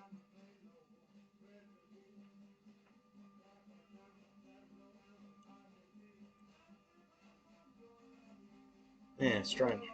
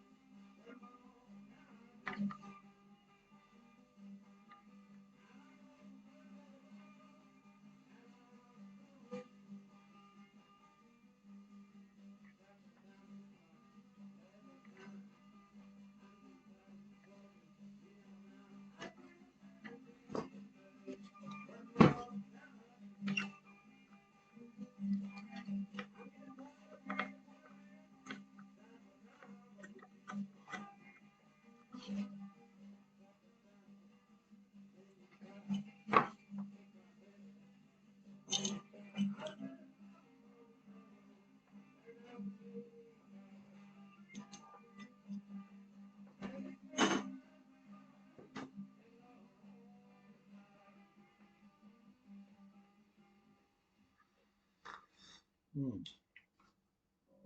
Oh, okay. Wow, a little bit sweet.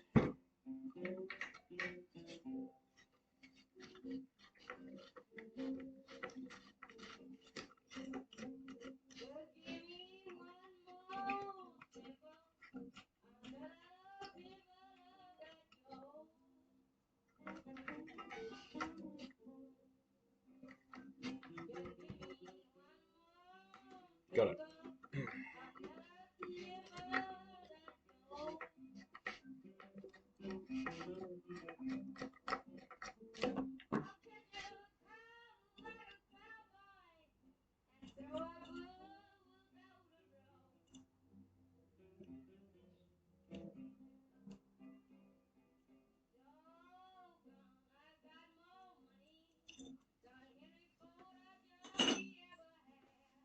Whoa.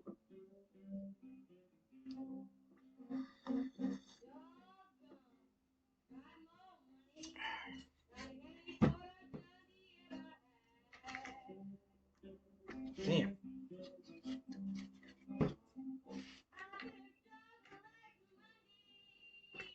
Okay. This is the side that was sitting up. Definitely. And it looks like there's like a little bit of moisture damage here, but like it hasn't taken off. Let's give it a whiff. Smells like sawdust and glue. It doesn't smell like mold. That's a bit of a problem. It's that bearing edge there's come out. I mean, when I say come out, it's like separated a little bit, just there. Little gap.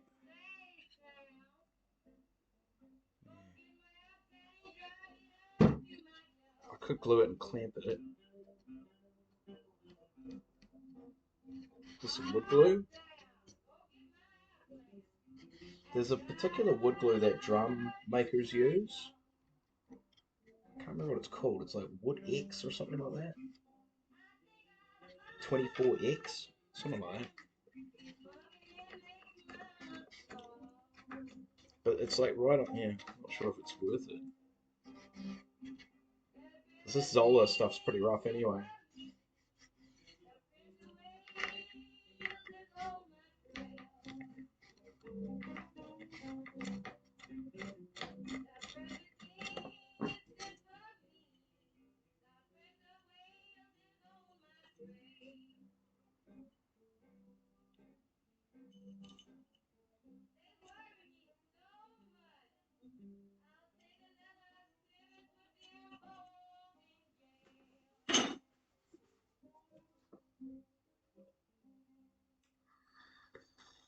Mm.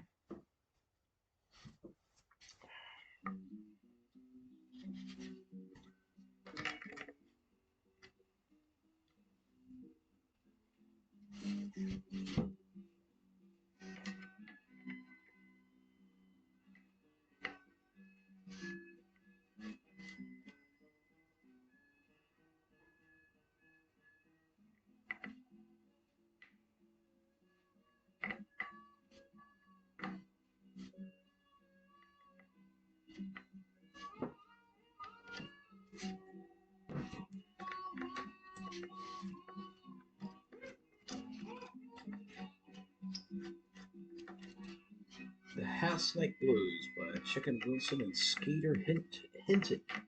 Skeeter. That's a name you don't see these days.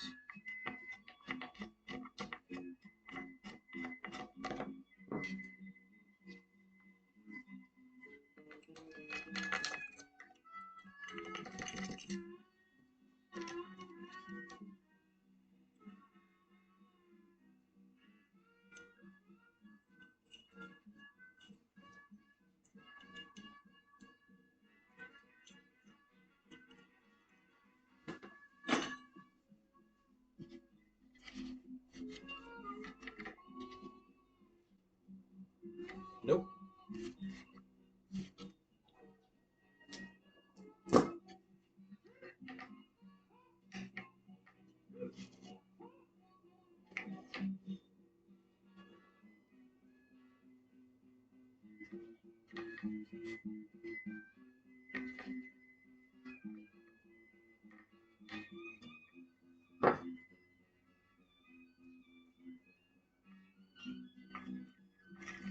Oh, a little free living on that one.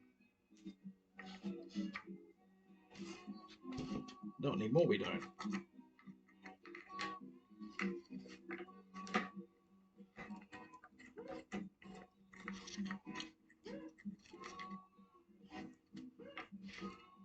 Shit, these are really seized up.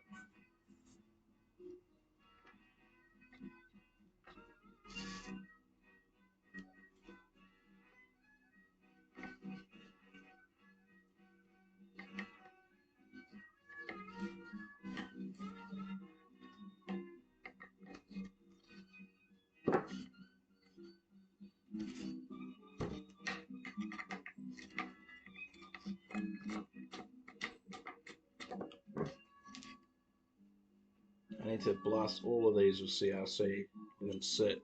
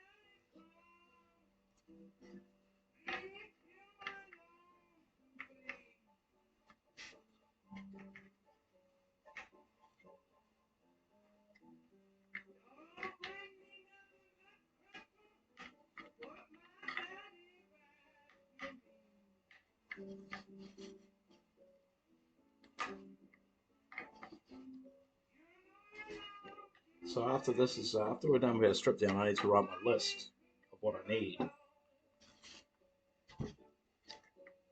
And now we need a flat washer and a spring washer for one of the tom mounts so far. We know we need extra 12 hoop and 13 and two 16s. We need tom legs and mounts for the legs. We don't need anything for the kick drum, fortunately. It doesn't look like we need anything for the mount, for the tom mount.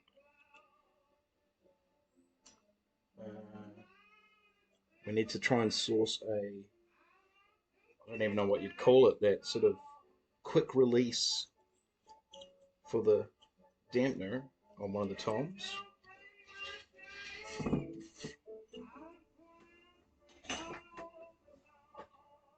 And that's about it.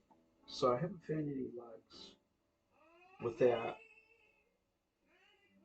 the inserts. I'm sure there's a proper name for them, I don't know it.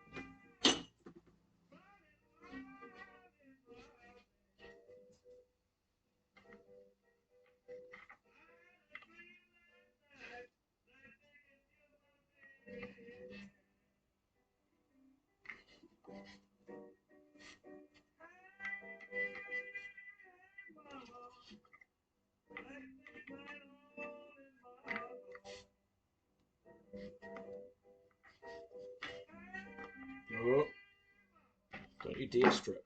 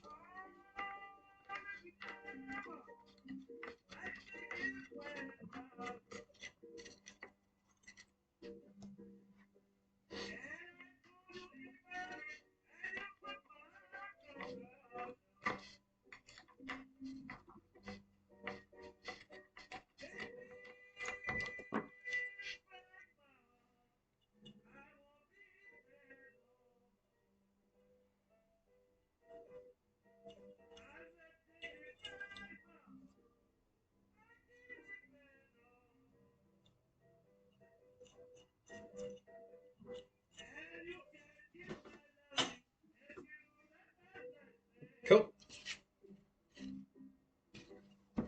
So that's stripped. Give it a quick wipe down.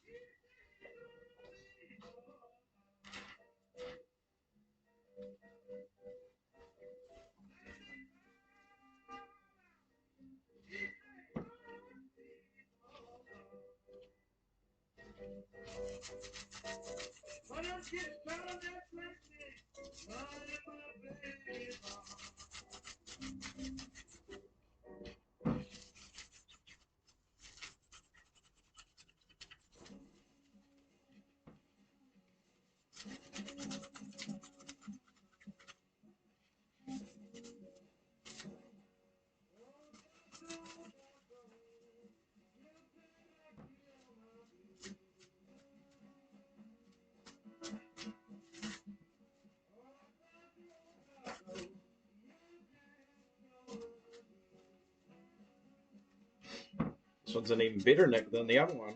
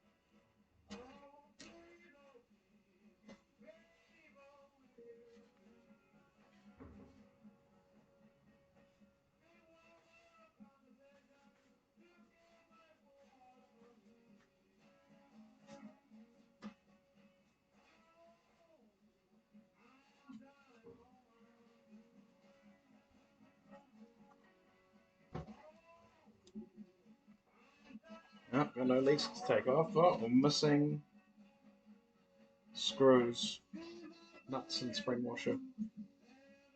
That's unfortunate.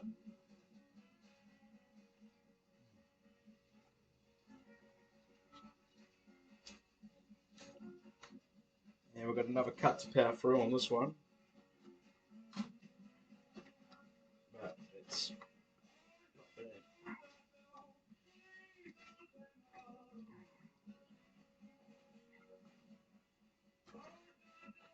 Now, unfortunately,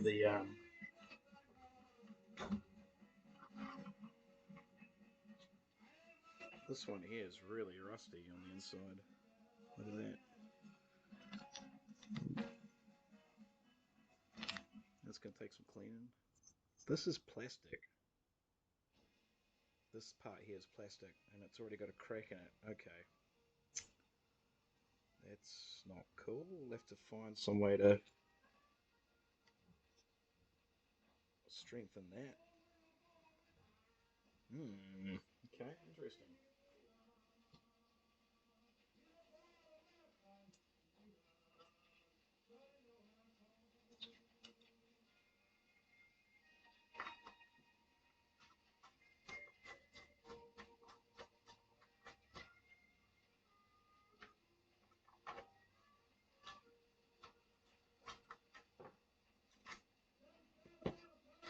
Oh, this whole mount's cracked.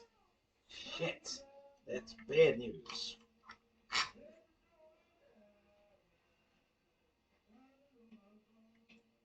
That's terrible news. Is this whole thing plastic? God, I wonder it's cracked.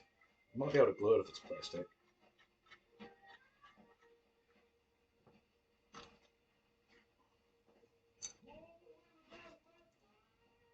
Yeah, this whole thing is plastic. I mean, this should be metal. That sucks. Yeah, look at that. Might be able to fix that. I mean, within reason, just cosmetically fix it.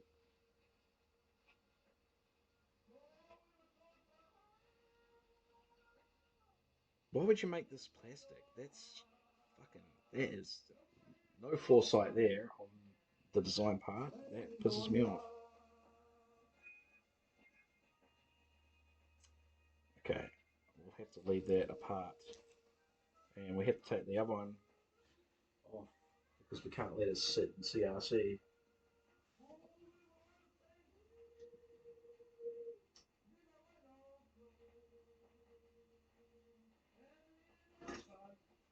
So this is all plastic. Oh, this one's cracked anyway. So that one's actually cracked anyway.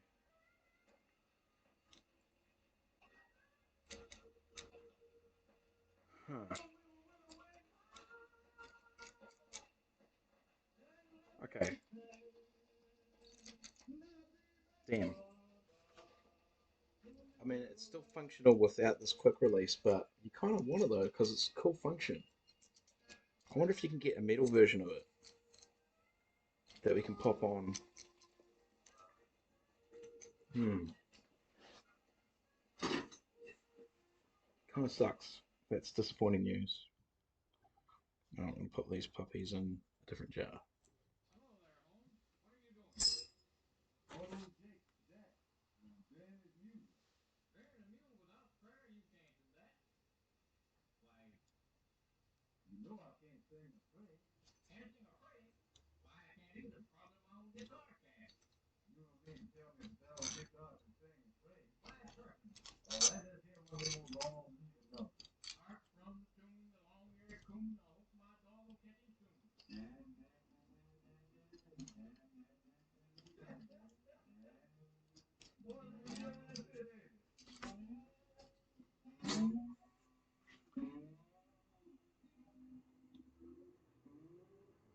Hmm.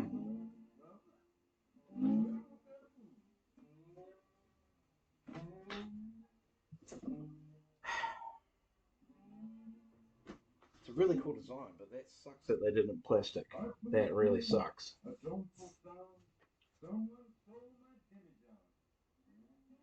Hmm. Right, let's continue. Yeah, that hole there, that's a bother. Might have to fill that.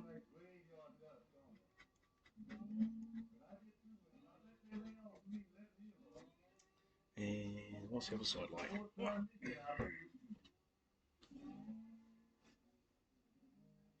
So you've got a split in the wood here.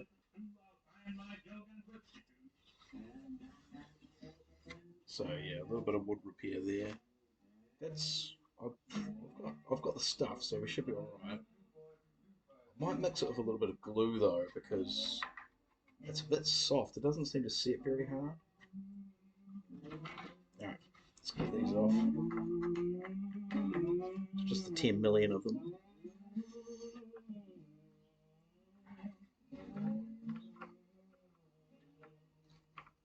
Oh, got some friends living in there too.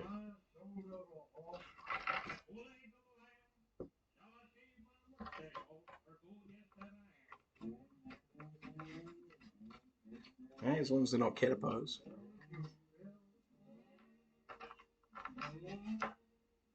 Although apparently they've got redbacks and fucking Dunedin now, which is terrifying.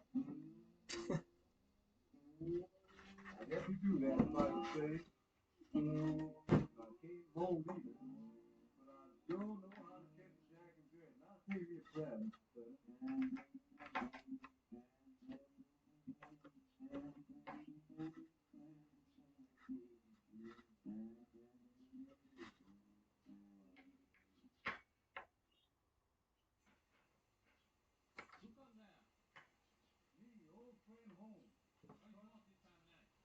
Well, come down and let you know that.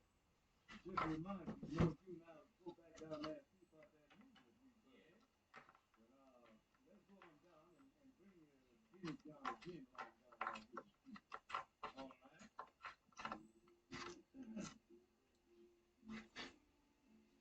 But the last drum I did, other than the Yamaha snare, the last full set I did was a 70s Olympic. So before Olympic, by Premiere, went to absolute shit town just before that. So like 75.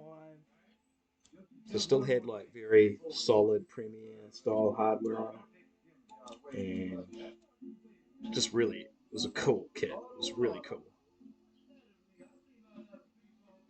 It was like a purple tiger stripe. No, not tiger stripe. More like it. I don't know what they call it. It's like a yeah.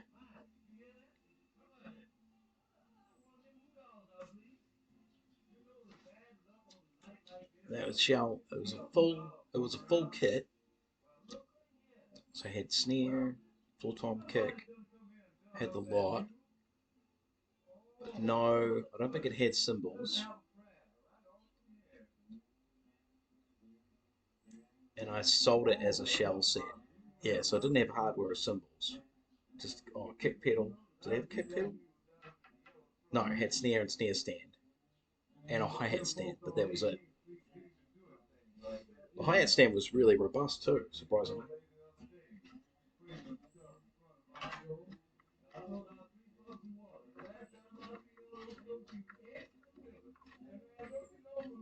I try to do all this stuff by hand because, like, if you get a drill in the mix, although obviously my hands are starting to get red and raw and fatigued from constantly screwing.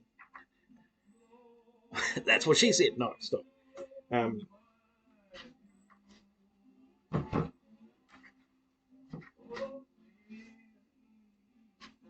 I just find that this mitigates a lot of damage. The drill will, like, the drill's pretty unforgiving. It'll strip the shit immediately. Like, we'll just go, oh yeah, you want me to do this? Done, dusted, fucked even.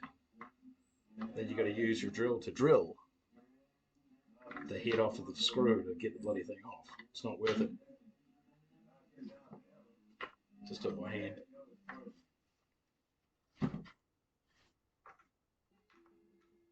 Oops, wrong one.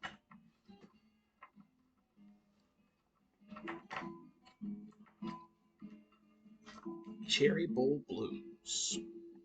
Ooh, baby, I got those cherry bowl blues.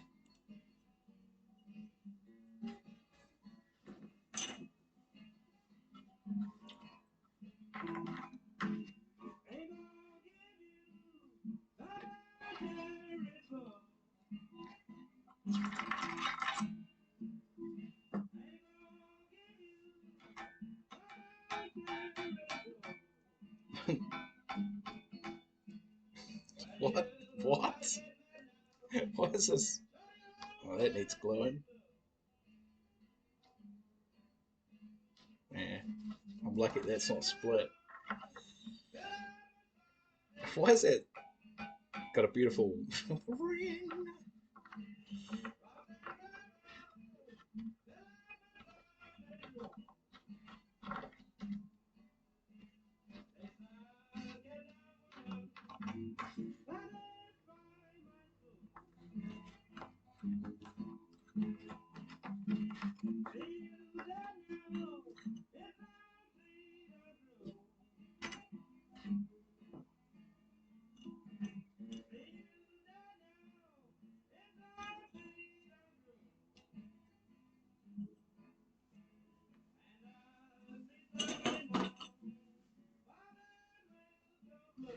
Sweet Home Chicago.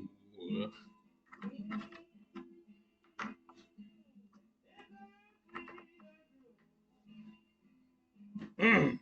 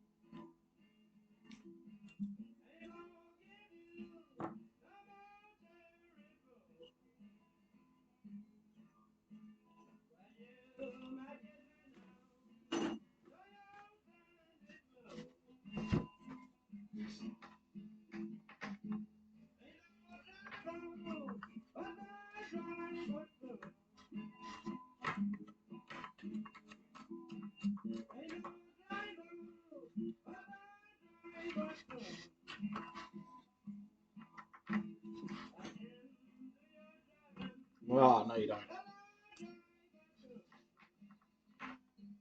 Come on. There we go. All right. It's a tough one. Shy, yeah, yeah.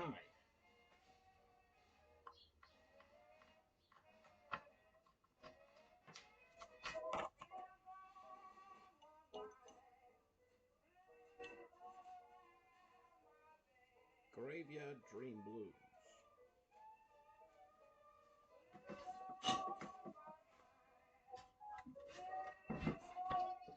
So this is an 8. 1, 2, 3, 4, 5, 6, 7, 8. Yep. Pretty cool.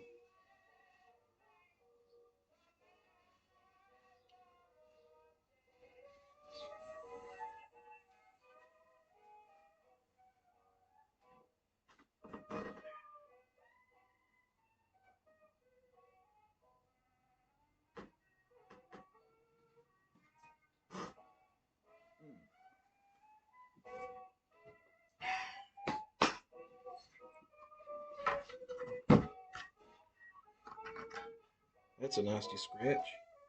That's the kind of superficial thing that the Chemico does a surprisingly good job on getting out.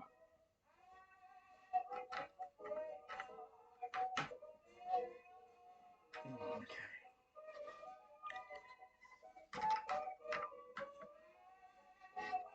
Swap hands.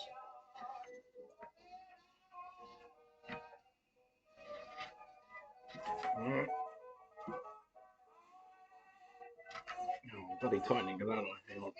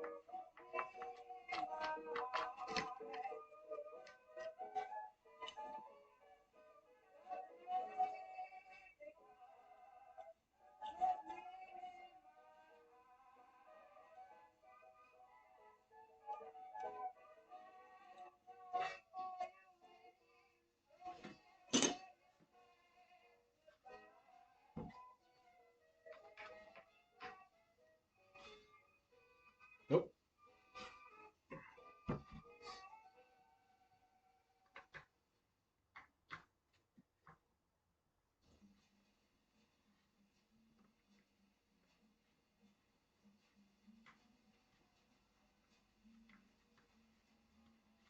Now, I'd love to know the history of this kit.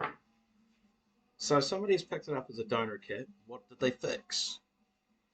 I'm guessing it was a Tama because they're pretty interchangeable.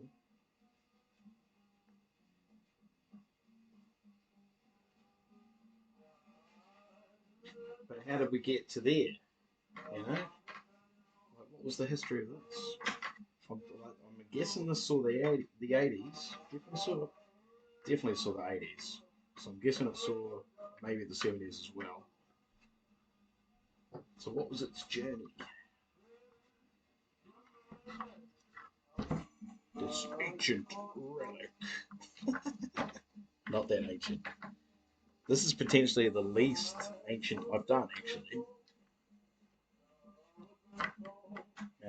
Man, I'll tell you what, shell wise, the heaviest shell I've ever worked on was a sonar kit from the 70s. That shit was just, the shell was so thick, epic. And then the old premieres and the Olympics, they had reinforced rings, or re rings, or whatever they want to call them. Re rings. Re rings.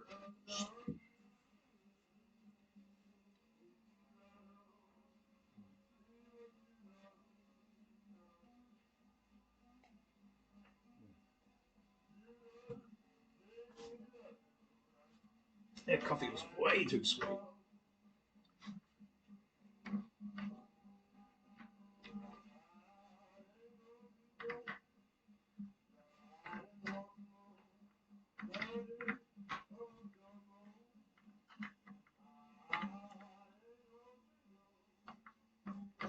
Oi, maybe slipping.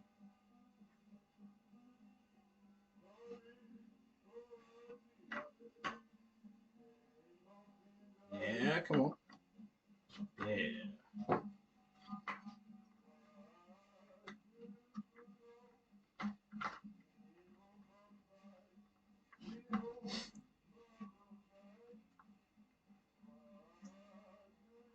What I might do is I'll take the quick release. I'll take the quick release switch things off and have them with the kit. So the next owner knows what they are and what they do. Now, is that gonna work? No. No, I should probably fix them. It's a good selling point. You know, it's like something fancy. Something fancy about that kit. I'll tell you what. There's something a little fancy about that kit.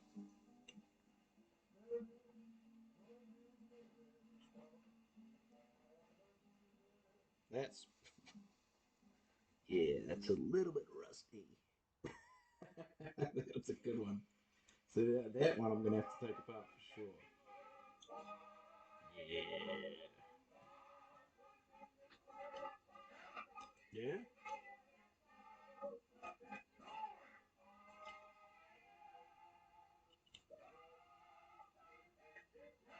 It's funny, mate. They've been complaining about the world for 100 years. And they were complaining before that too. This sounds cool. This old world's in a hell of a fix.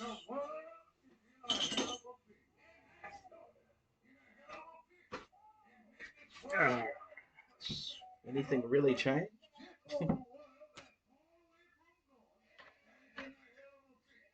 Oh, I see. He's saying it's in a hell of a fix from a spiritual perspective, not a not a pollution climate. Are we living in hellish times? Well, mate,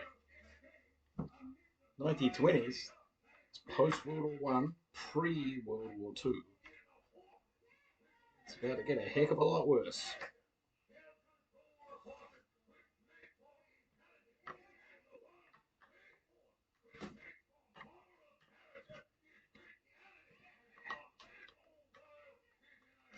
Black Billy Sunday.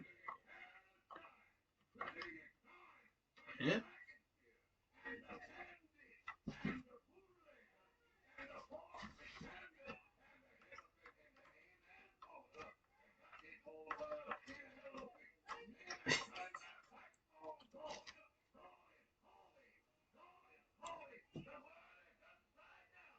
Mm-hmm.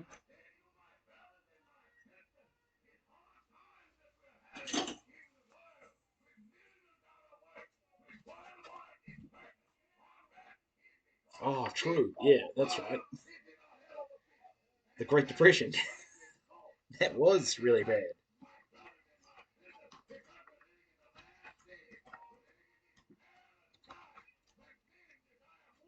I don't know about you guys, but I'm thinking we're fixing for another one.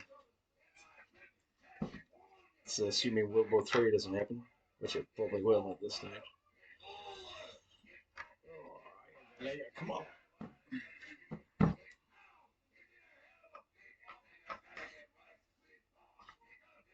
Mm.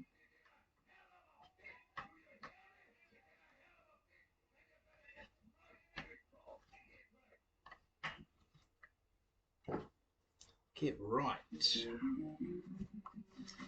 You gotta get right.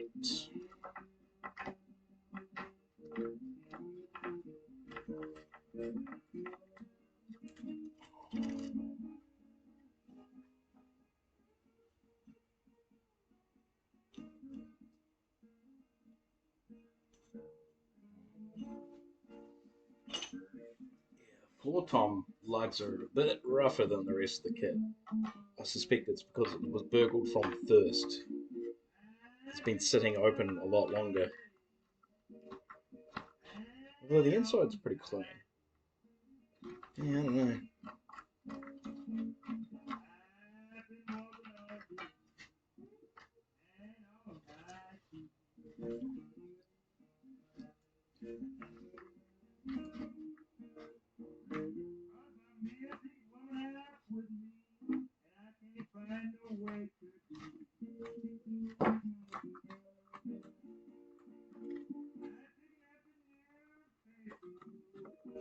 picking up the picking up the newspaper. It's a funny way to say newspaper.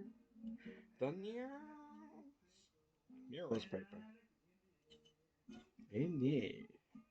Indeed. Here, picking up a newspaper. Oh,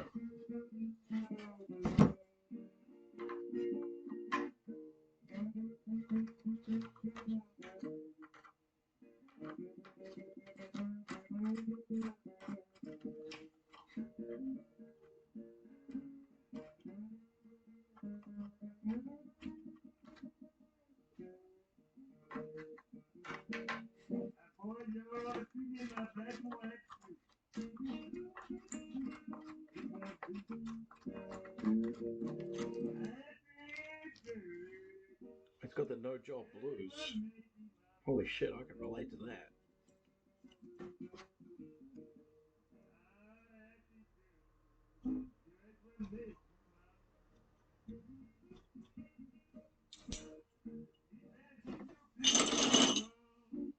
I mean, that's not fair. I do have a job, but it's.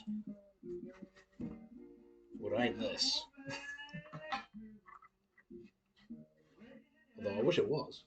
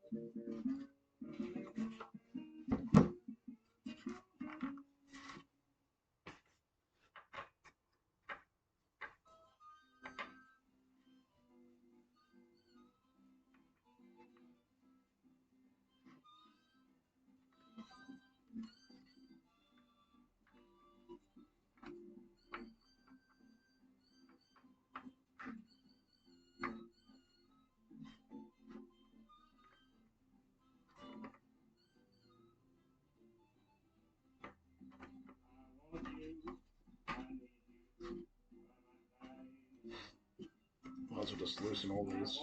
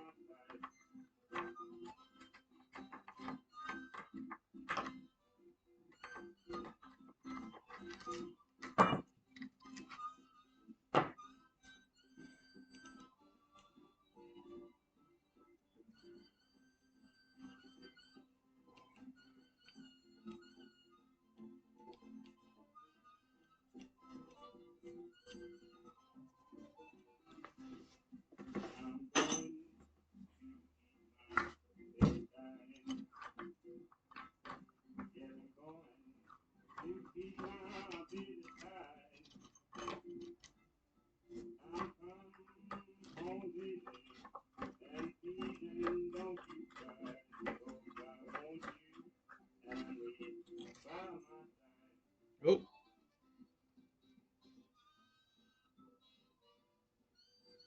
well, there's one gone now, whoever he was.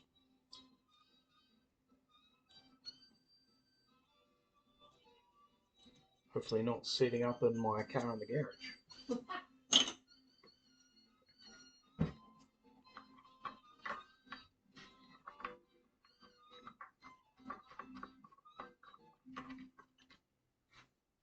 They're sneaky little devils, aren't they? When I was moving house a while ago, I've got this old metronome that was sitting in the garage, and when I was moving the stuff, I just happened to look underneath it, and there was this bloody giant fucking giant. It's reasonably sized spider, but it was the style with the big shiny booty, and they look poisonous. They look deadly. Um, but it was like it had definitely chosen probably one of the best hidey spots ever. It was odd that I happened to look, you know, and yeah, kind of had to destroy him unfortunately. But didn't want to take my chances. Definitely looked like a bad one, but we don't have a lot of bad ones here, so it's like, yeah, I don't know. Maybe I should have put in the garden. All right, well that's full time. So give it a wipe.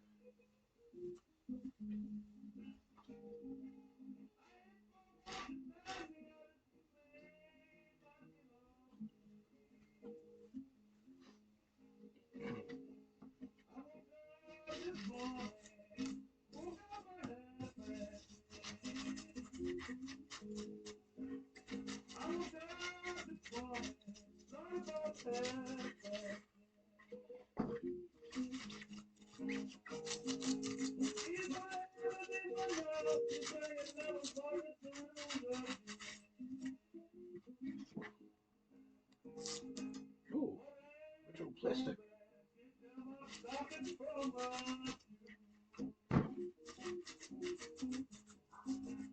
This one's got some decent marks on it.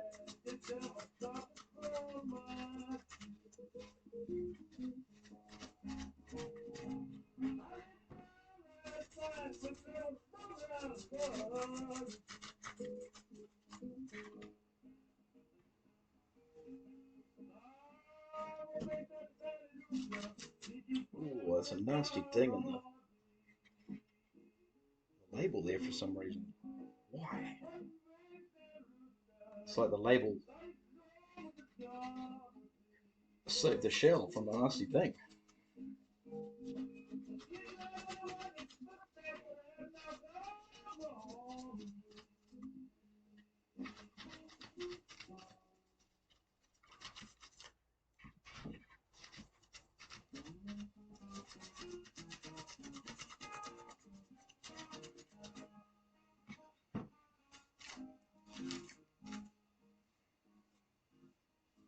Oh, you know what we could do with this? I wonder if that would work. We could do blanks. We could put blanks on here and get a uh, stand for this. I wonder if that's. I mean, it's got to be easy to find legs, though, right? Check this out. Little crack right there. Not much I can do about that one. I'd need like a bloody hypodermic needle to get blue under there. Yeah.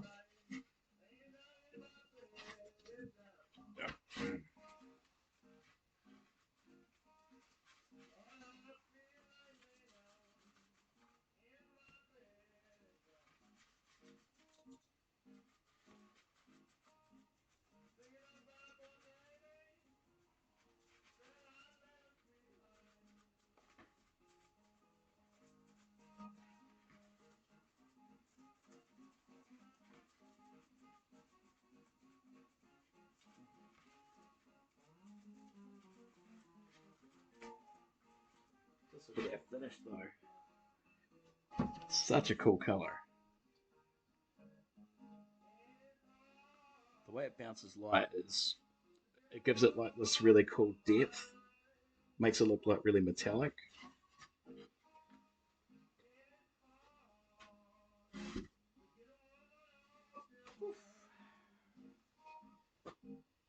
Woo wee. Getting there. Mm.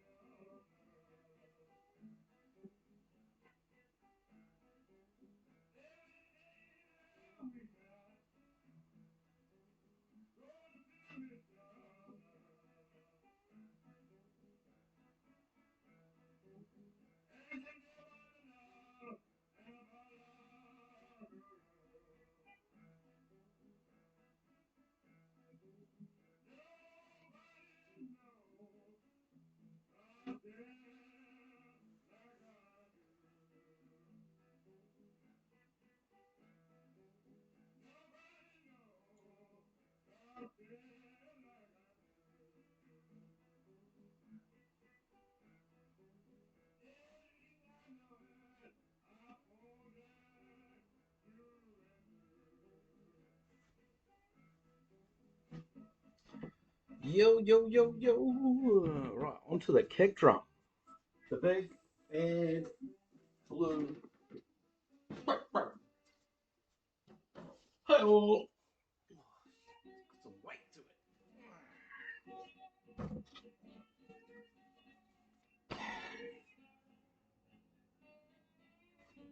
Appears to be a. Yeah. Appears to be a thicker ply than the.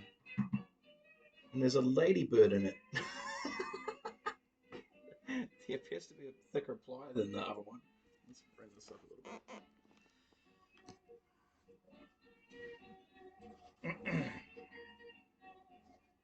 Oh, that's rusted to heck. Right. This will be interesting to see what this smells like. Do I want to know? Come here. I need chat. There we go.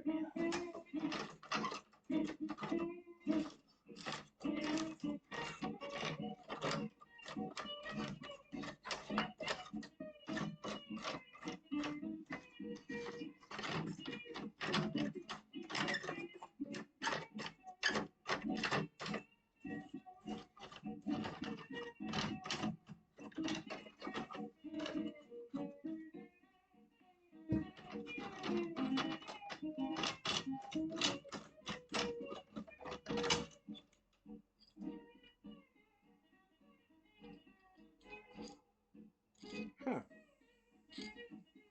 Oh, they come.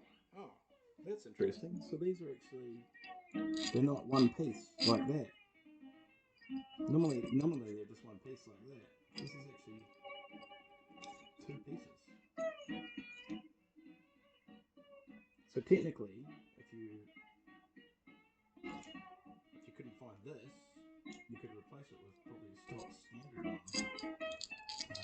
as long as it's long enough. That's cool. Are they all going to fit in here? Probably not.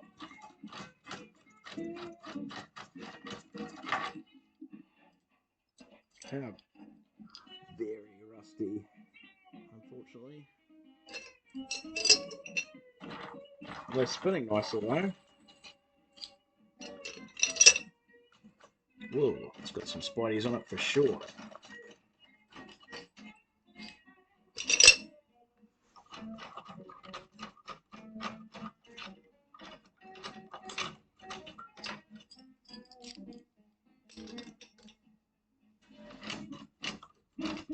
Cannot even tell where the kick was. It's got to be this.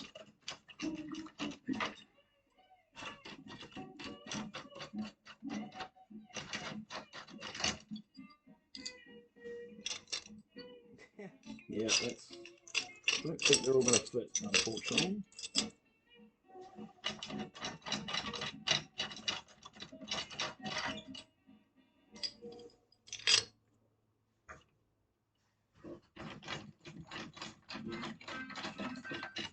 That's cool. There's like a little.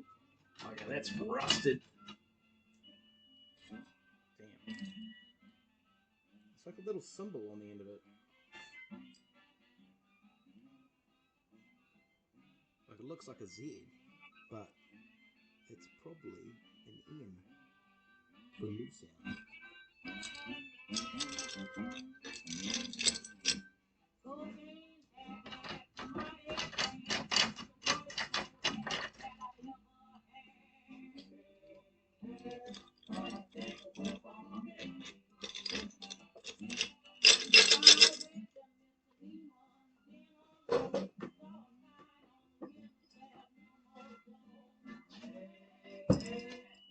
Right, the reveal.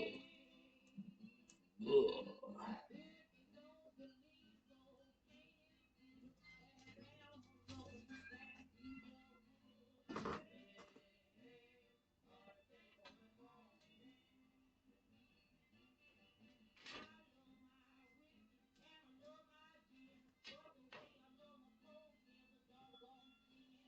Have a quick look at this. So you can see that's starting to peel off there. So we'll have to clean that up and glue it down. But these steel hoops are in really good nick, other than the slight spread and the rust. That's pretty normal.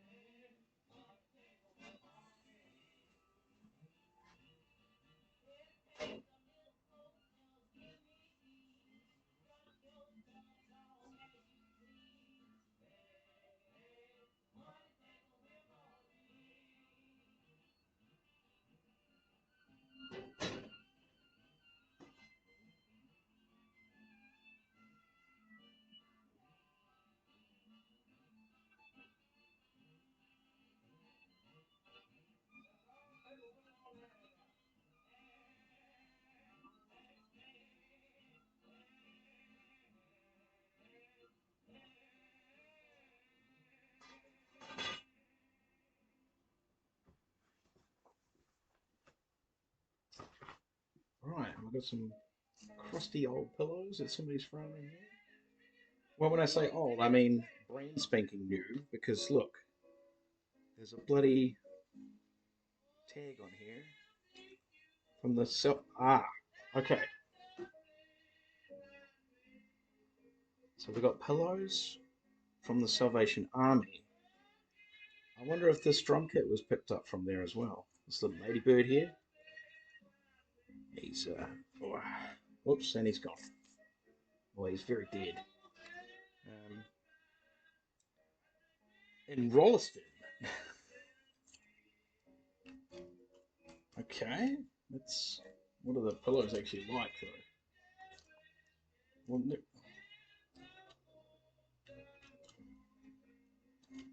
do I hate these pillows? I don't know.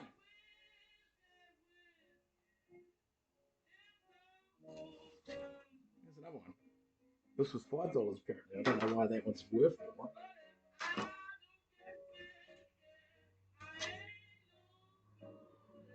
Uh, yeah. I don't know if I hate these. Maybe we put them through the wash.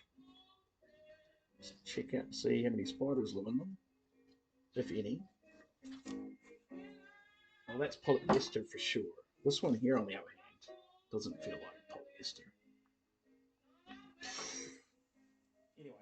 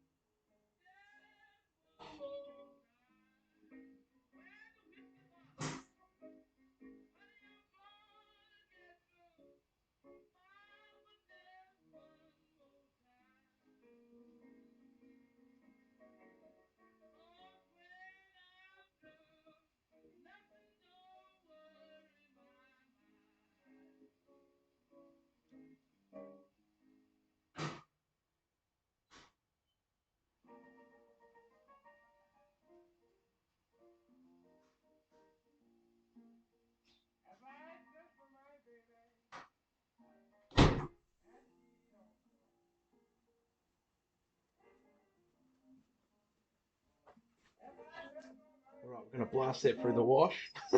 Got myself a couple of throw pillows. Why not? Um, so what can we inspect in here? We've got two league plates, which is pretty cool. That's cool. And we've got the tom mount, which is a little bit rusty, but not too bad. Definitely worth cleaning. This is where the most damage is, and I'm gonna have to pay extra special attention to is these large cracks all along here. And but no shell damage, so it's not an impact. Possibly just sun, but unfortunate, but yeah, that's the way it is.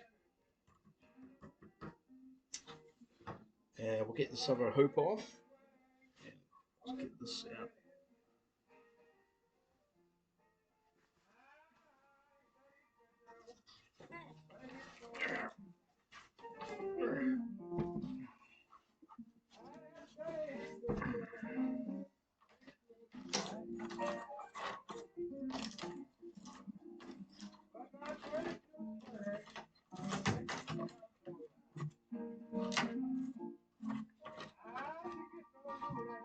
I mean, there should be like a real nasty mark on the hoop where the kick pedal was, but I ain't seen it,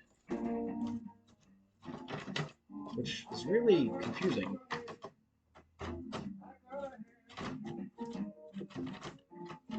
These These feet and legs are incredible though. Like, look how adjustable they are. You can bring your rubber feet all the way out so the spikes don't dig in. You can have the spurs all the way back. So you got your points to lock in. And then these are adjustable as well. So good.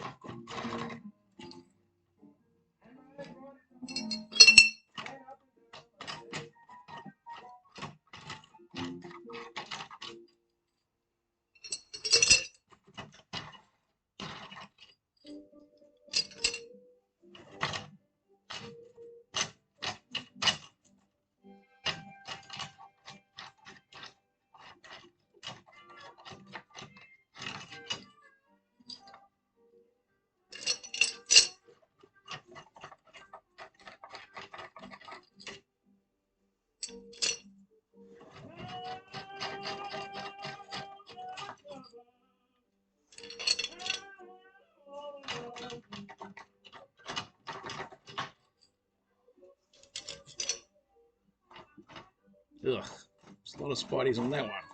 Ooh, yuck.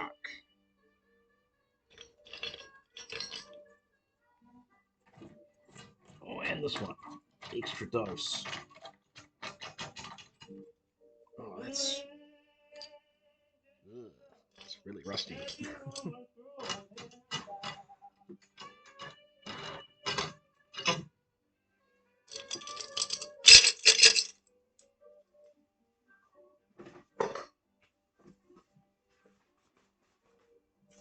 Right, hoop number 2.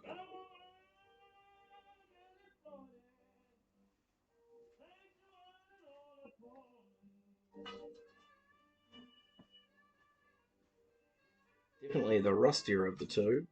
One that came off a little bit easy.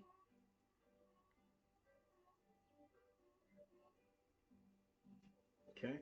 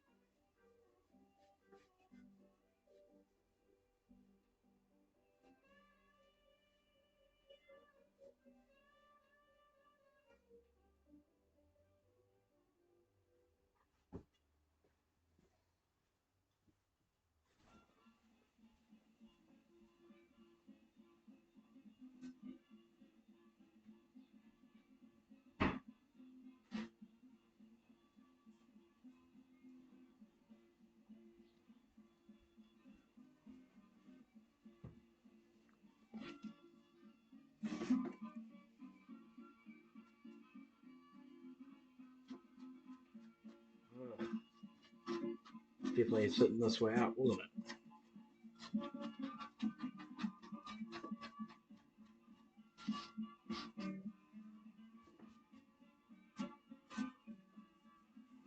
I just want to. I'm quickly going to pop this off and show you guys. I'm just going to give you a quick demonstration. This is just going to show you a quick demonstration of how good this stuff is for chrome and rust.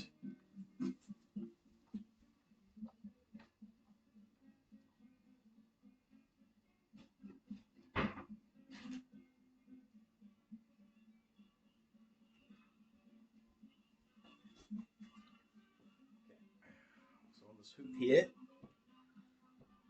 Let's go with like, so it says like spotty rust damage on the chrome here. I'm just going to do a quick pass with the Chemico just to give you an example of what the stuff's capable of.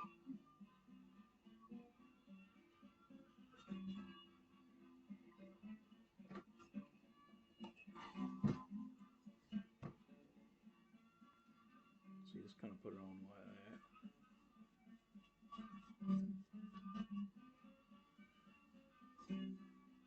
Oh, slightly out of shot there. Down a bit. Okay.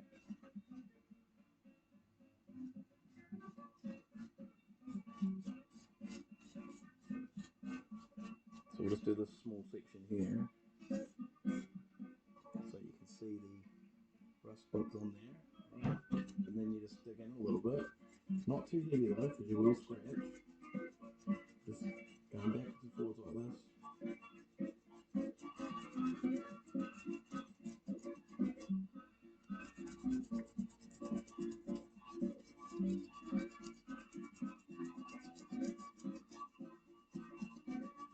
I mean, it is a little bit time consuming, but we'll get there. You can see that that spot there is starting to diminish. Because if it is just surface rust and it hasn't completely eaten through the chrome, I should be able to get it off.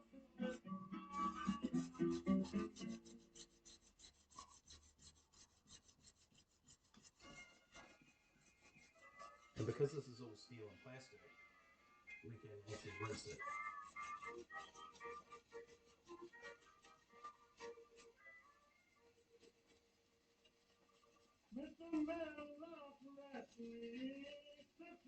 See, look at that, it's even starting to shine better.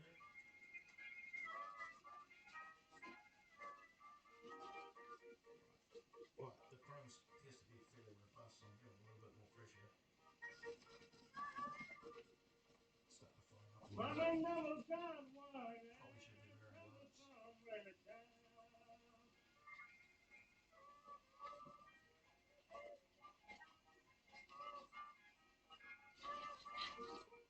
And then just, so that's just one pass, essentially. And you can see where I've hit. Don't know if you can see that. You can, like that section there to there is where I've hit. And like a little bit here, but I didn't touch this up here. And look at that, like there's a big spot right there. Gone. Big spot there, it's just little flecks now. And you just keep going. She'll come away. And then obviously that's just the cleaning process. So you've got the polishing process after that. So yeah, it's pretty. I swear by it for chrome. It's amazing. But I mean, essentially, it's very fine micro abrasive wet sanding is what we're doing. With there's a cleaning aspect to it as well.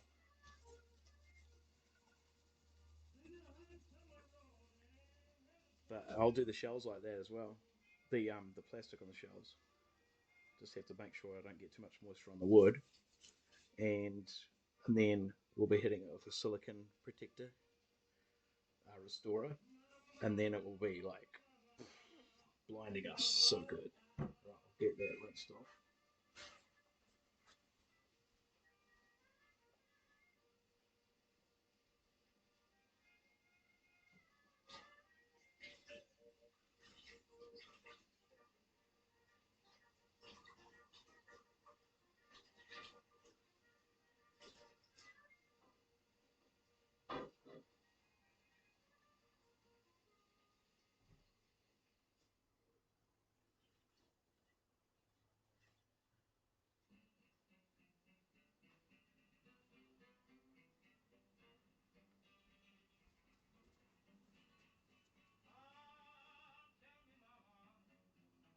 I don't know if it comes across on the camera all right. You can see that section of hit. Still a little bit of discoloration that we could get out with the Chemico, like little white spots, but there's no rust. And you know, with the CRC as well, and then the polish. And then, so compare that to somewhere where we haven't touched. Like there. Yeah, it's not really coming across in camera very well. But yeah, it's a massive difference. That's quite bad there. It's not even as shiny.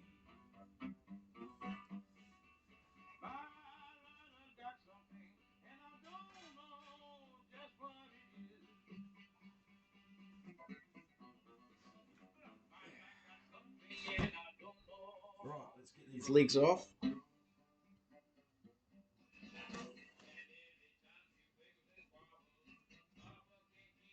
Now, because we've got wooden plates here, I mean, sorry, metal plates, I should be able to hit this with CRC. I wonder if you guys can see that all right. See? There's metal plates in there on the inside. So we can actually we can hit it with CRC without worrying about getting the wood, just to loosen it up a bit.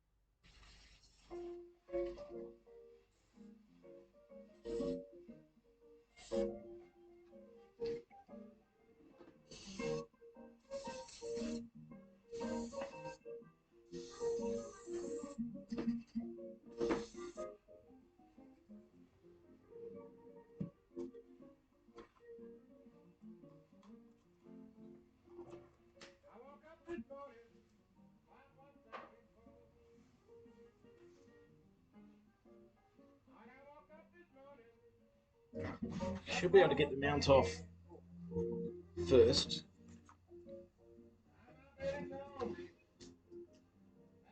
What do we got? We got screws and so. Oh, hang on. I feel like the plastic insert on there might be a little bit broken.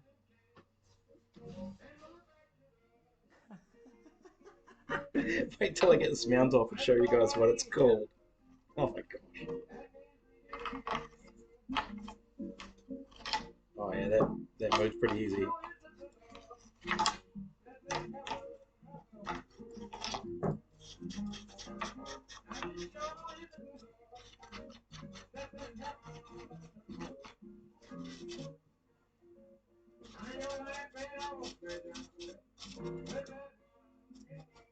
Mm.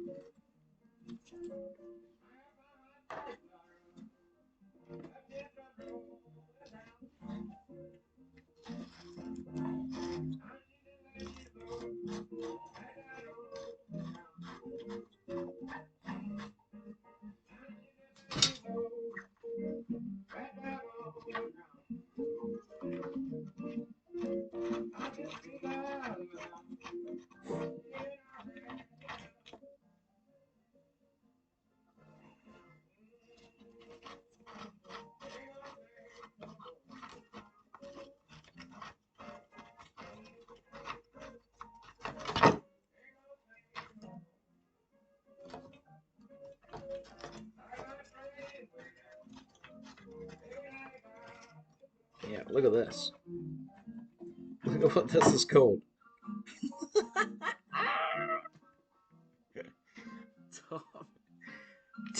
quality. So you know it's top quality. That's so stupid. It's just a little fucking broken little plastic thing in there. Oh, it's so broken in there too. Okay. Might have to try and repair that a little bit. It's literally just a plastic sleeve, so that's pretty easy to replicate. Yeah, piece of piss. There you go. Oh, I can pop the whole thing out. Definitely be able to do something about it, I think. I need to get you some good glue.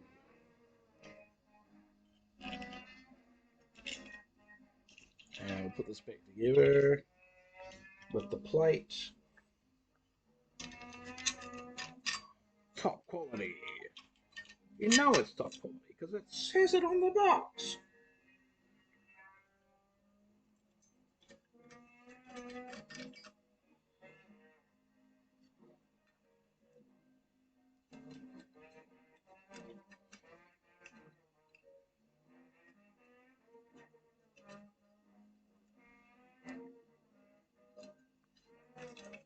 Come on. This is rusty. Holy shit. Come on. There we go.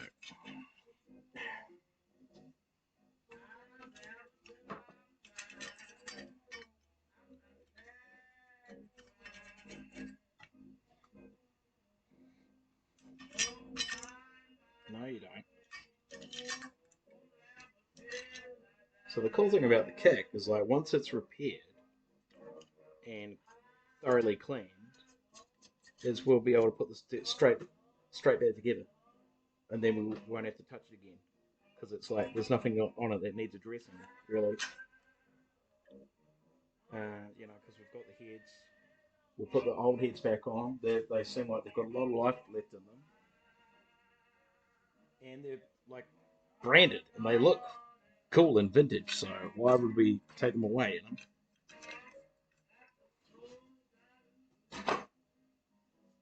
That was really rusty. I'm just gonna get my hand on it.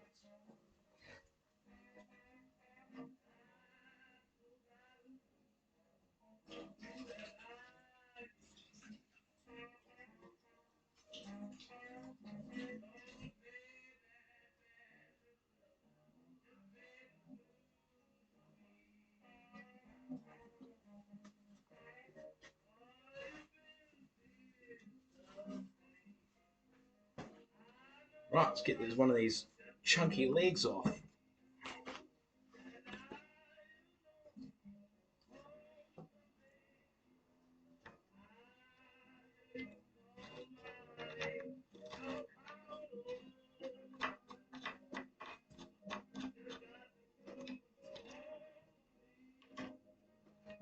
Oh, that CRC is definitely doing its job. Shit, that didn't take long to penetrate. Brilliant.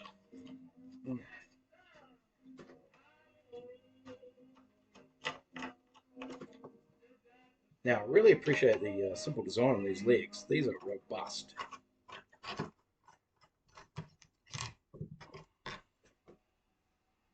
It's just a easy screw right into them, into the mount. No, no other bits and pieces to work, and then it's just that to lock it into position, and then you just extend that out, and you go rubber foot or a spike. It's just really good. That goes that way, I think.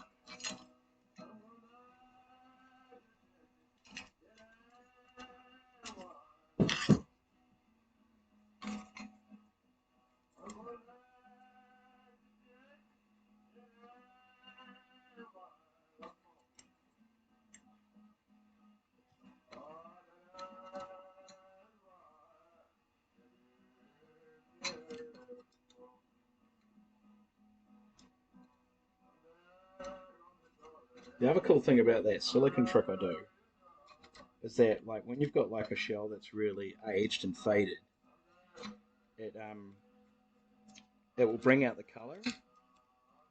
But as you can see with this beautiful blue beast, very little of the color is gone, which means it hasn't been sitting in the sun.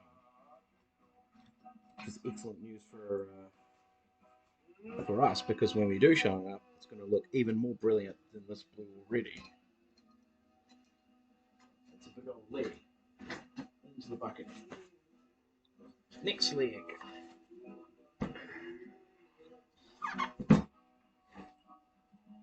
Hopefully this one cracks as easily as that one did.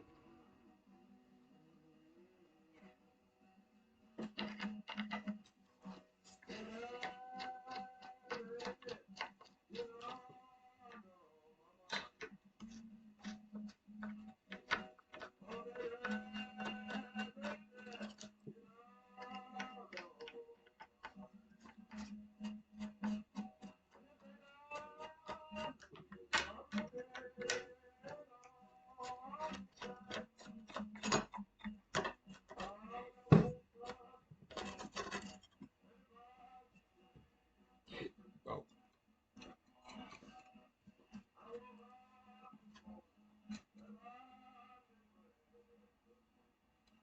Look at that patina. It's actually doing that green thing. I'll show you. Must be a bit of must be a little bit of copper or brass in these plates for them to do that.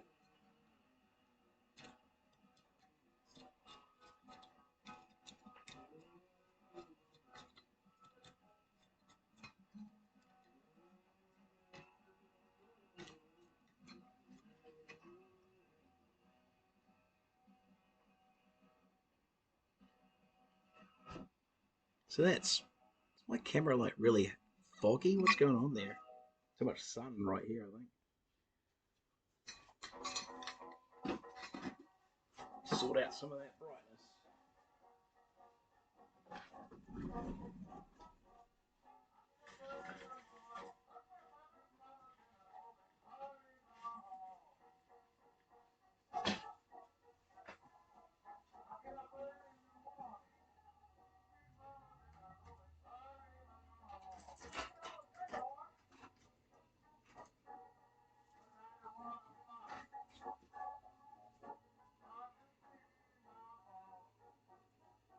Alright, so that's the chunky hardware off. Now we're just got to go through and get all these off. And there's a lot of them, there's 20 of them. So we've got our work cut out for us. But because that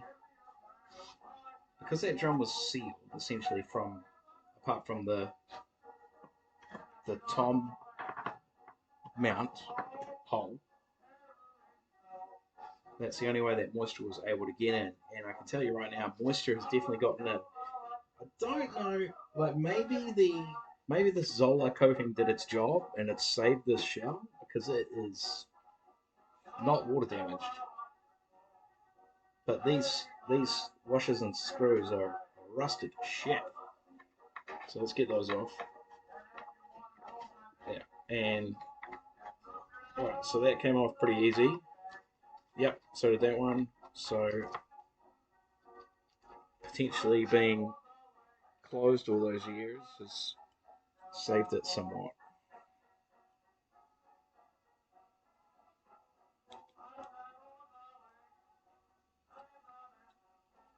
I'm just going to go ahead and put these in the bucket. I should really go and get some vinegar because soaking these in CRC is going to be a bit too pricey. The vinegar will bloody sort out the rust for sure. I do have a bit of vinegar actually, but I haven't got enough. I need like probably need a good couple of litres, and then I could dip the hoops in too. Got to do it outside though, because vinegar obviously reeks, and you kind of have to try and cover it as well.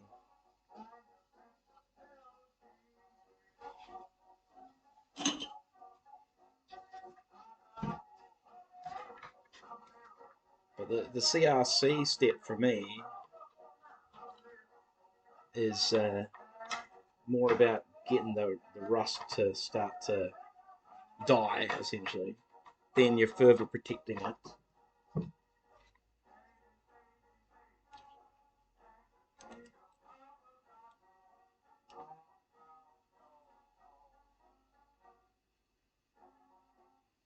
And then obviously the polish at the end is just kind of cosmetic. See this? See how there's like a little bit of pitting on here? It's definitely not the worst I've had. So this will clean up nicely.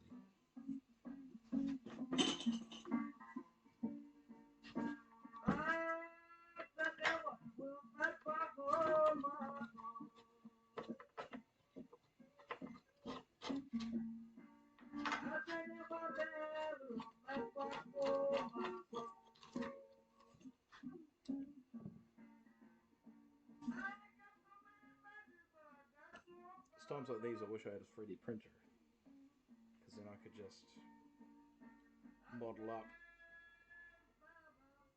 the very parts I need. Like something like that. Something like that would be pretty easy to 3D print.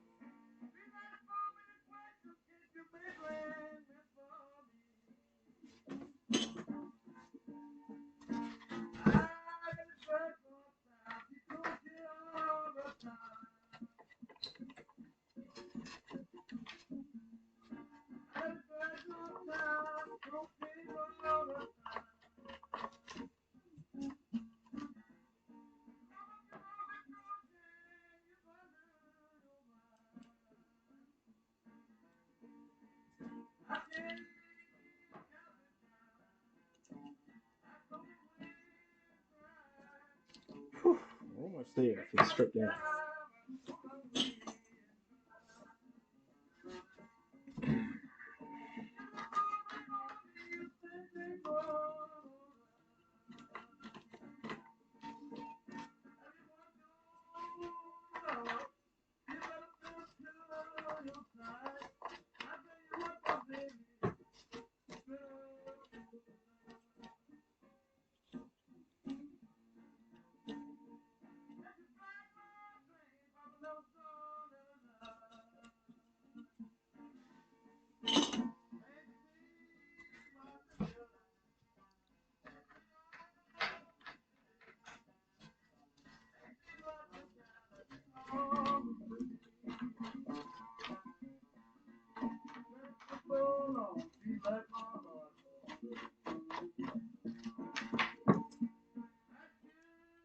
Oh, hello. Look at this. So that one didn't fare very well. That spring is really rusty. There's still spring in there. It hasn't gone brittle.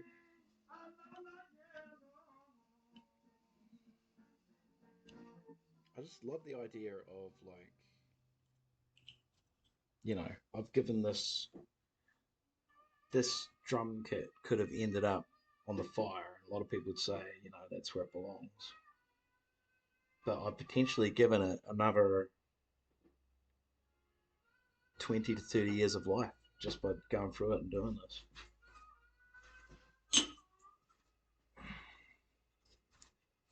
Or more, because like maybe it becomes a desirable kit for someone, and they want to, play it.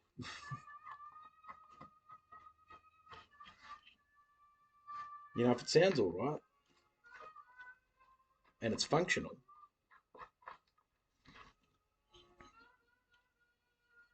It's a shame the kick doesn't have a dampener like the toms. I wonder if that would work.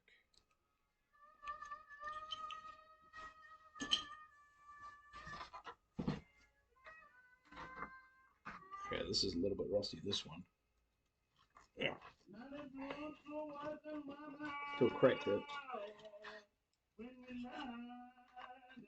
Yep.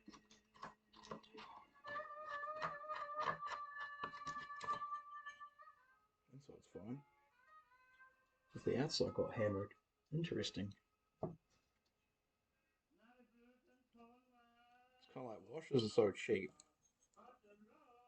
It's kind of like, oh, maybe I just get new washers. Get new screws is probably not an option. We'll see, you'll see. It might clean up a lot. Yeah. And it's you know, it's a bit of an achievement to be able to say, you know, it's like 85% original.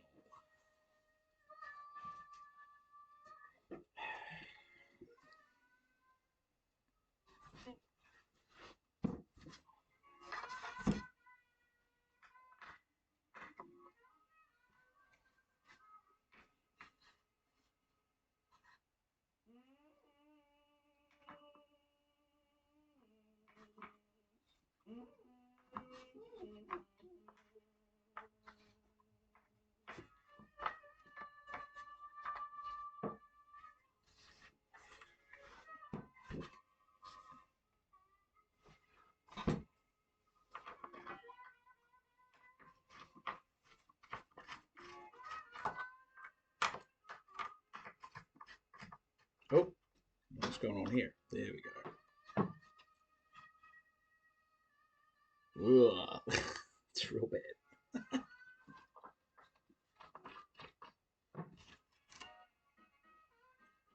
Interesting. I wonder why and how that happened.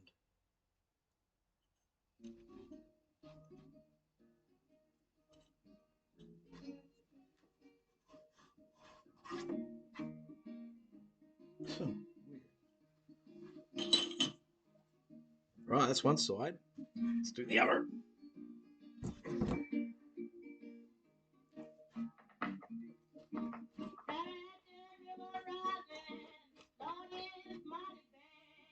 Let's look at that. Zero rust on that. A little bit of oxidization. And then you've got this one right next to it.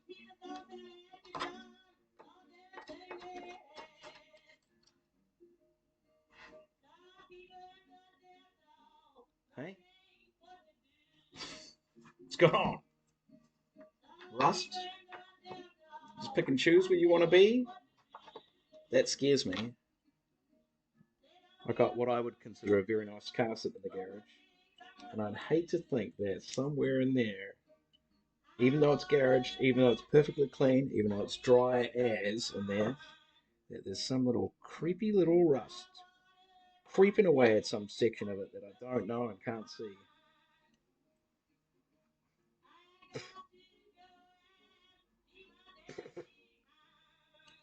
Eating it, it's gross. Ooh, yuck.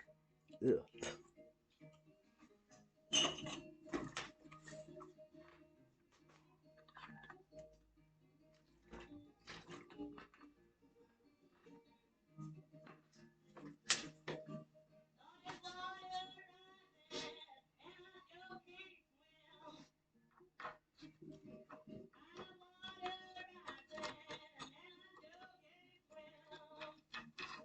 Show can't swim.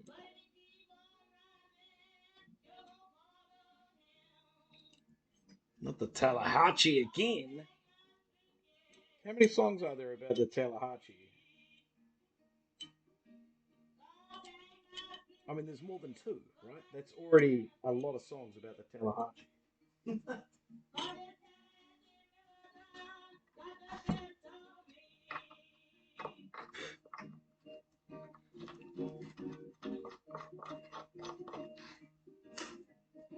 Well, I wonder if our new throw pillows are clean yet. I only put them for a quick wash and then I'll hang them out in line. Phew, that's, I don't know why, but that one got a smell for some reason.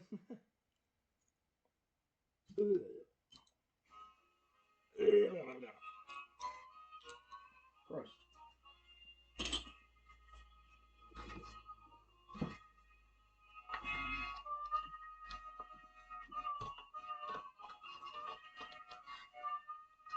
Oh, it's ain't gonna lay my religion down too. Just in case if you were here for the first part. I ain't gonna lay my religion down. My religion.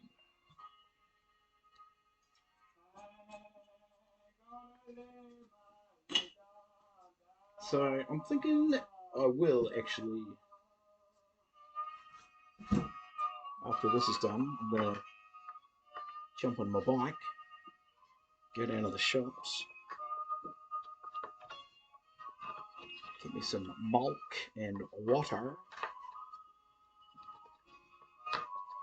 and vinegar. I'm going to fill up this bucket here full of vinegar because I haven't done vinegar yet as an acid. Well, acid? It's a basic bath, isn't it? Or is it acid? I can't remember. Anyway, it's fucking eats rust like no tomorrow. We could go the Coca-Cola route, which is just an acid, I think, and could potentially damage the metal. So I don't know if I want to do that. We'll go vinegar. I'll get a 2 liter of vinegar and see how that goes. These are coming off pretty easy.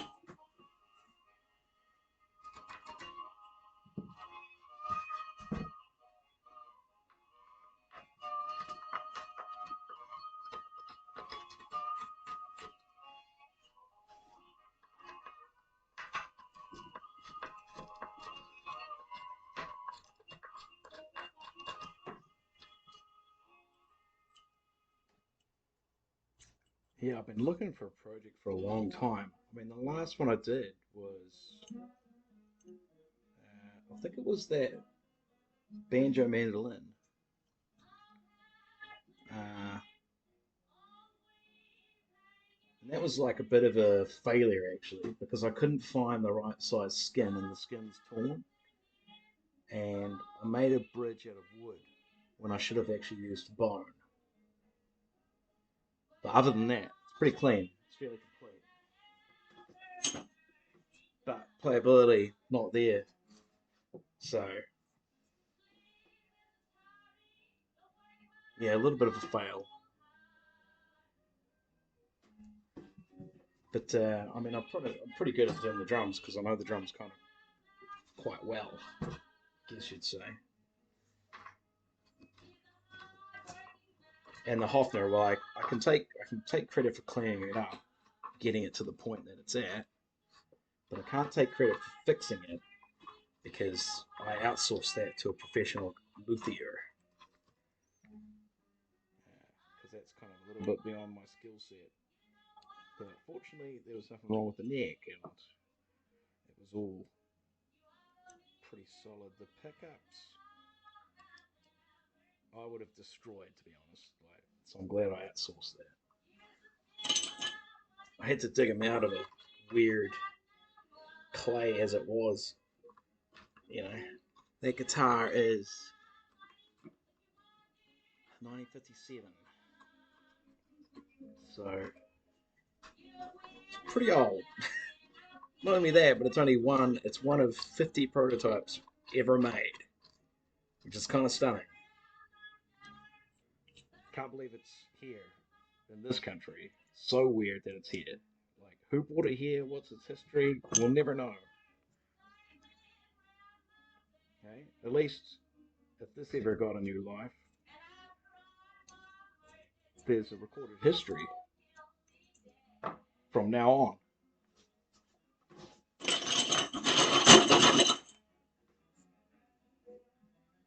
All right, right. That's the shell stripped. Just going to clear off this towel a bit.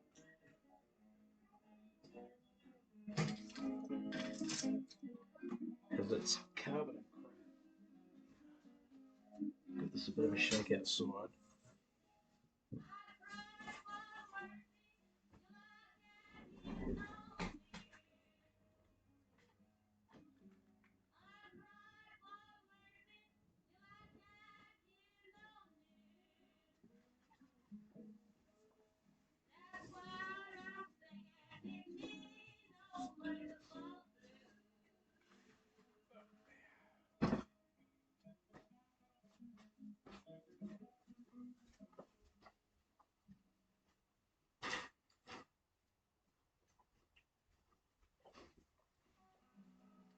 Right, we'll give this a quick wipe. Have a look at this crack damage, and then I'm going to wrap upstream, put all this stuff away, shoot down to the shops, get me some vinegar, and we're going to get all of this stuff cooking for 24 to 48 hours, I think.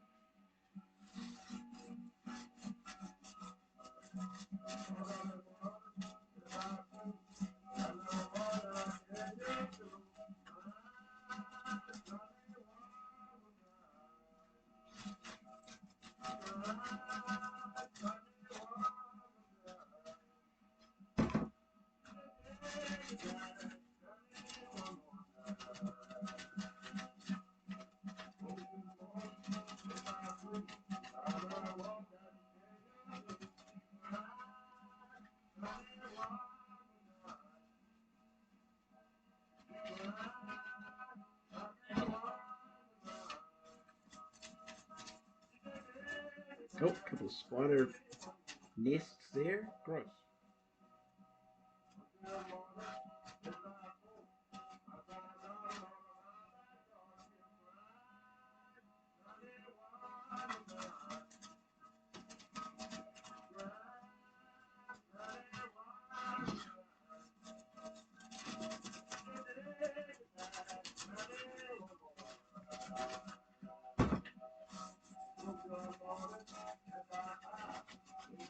Man, this thing was really filthy.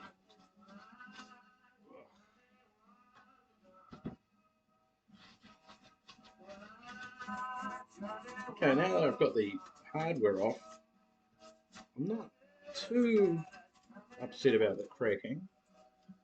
So I might be able to either stop it or save it to a degree. What the hell's that shit? Ugh. Okay, that's come off. Nice.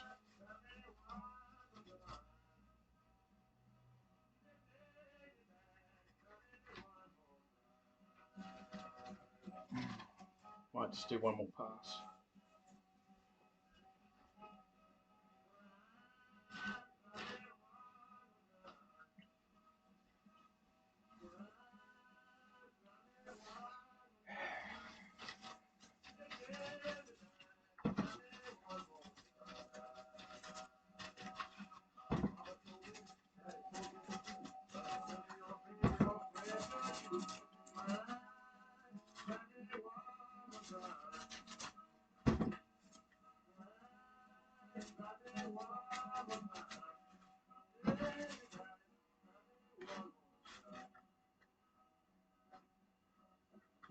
A little bit of a crack there.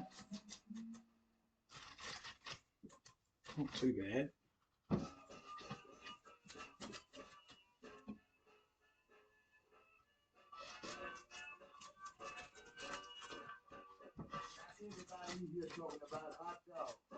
No. That's the worst of it there. It's pretty bad. It is at the top of the drum too. So we've got a crack running from there to the mount, and then it's split off there, and then it runs to there, but it hasn't cracked to the edge of the shell. So there's still time to save it. So I'm just going to pry this back, clean it out if I can, and lay in some glue.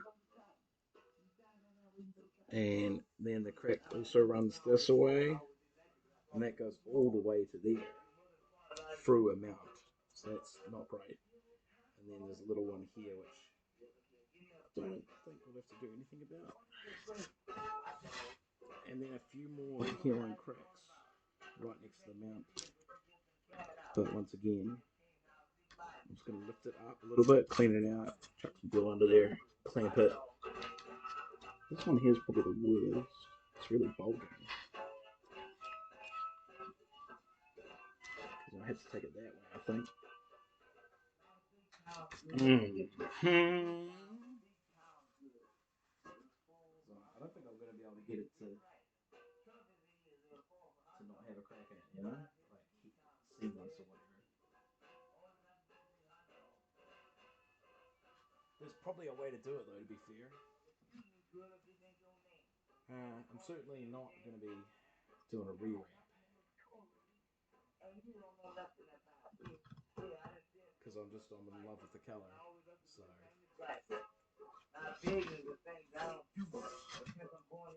kind of want to keep it original. I think it's kind of it's cool that it's got a battle scar, you know. Right, well that will do for the teardown. We'll see you probably later tonight with a bit of Hell Let Loose, and we might be able to do a little bit of cleaning tomorrow. We'll see how it goes. Might be off to a gig, so I'll see you then and there. Thanks to Killer Goku for jumping in and joining me. Thanks to the other viewers. I've seen you coming in. Thank you very much. Appreciate the support, and we'll see you next stream.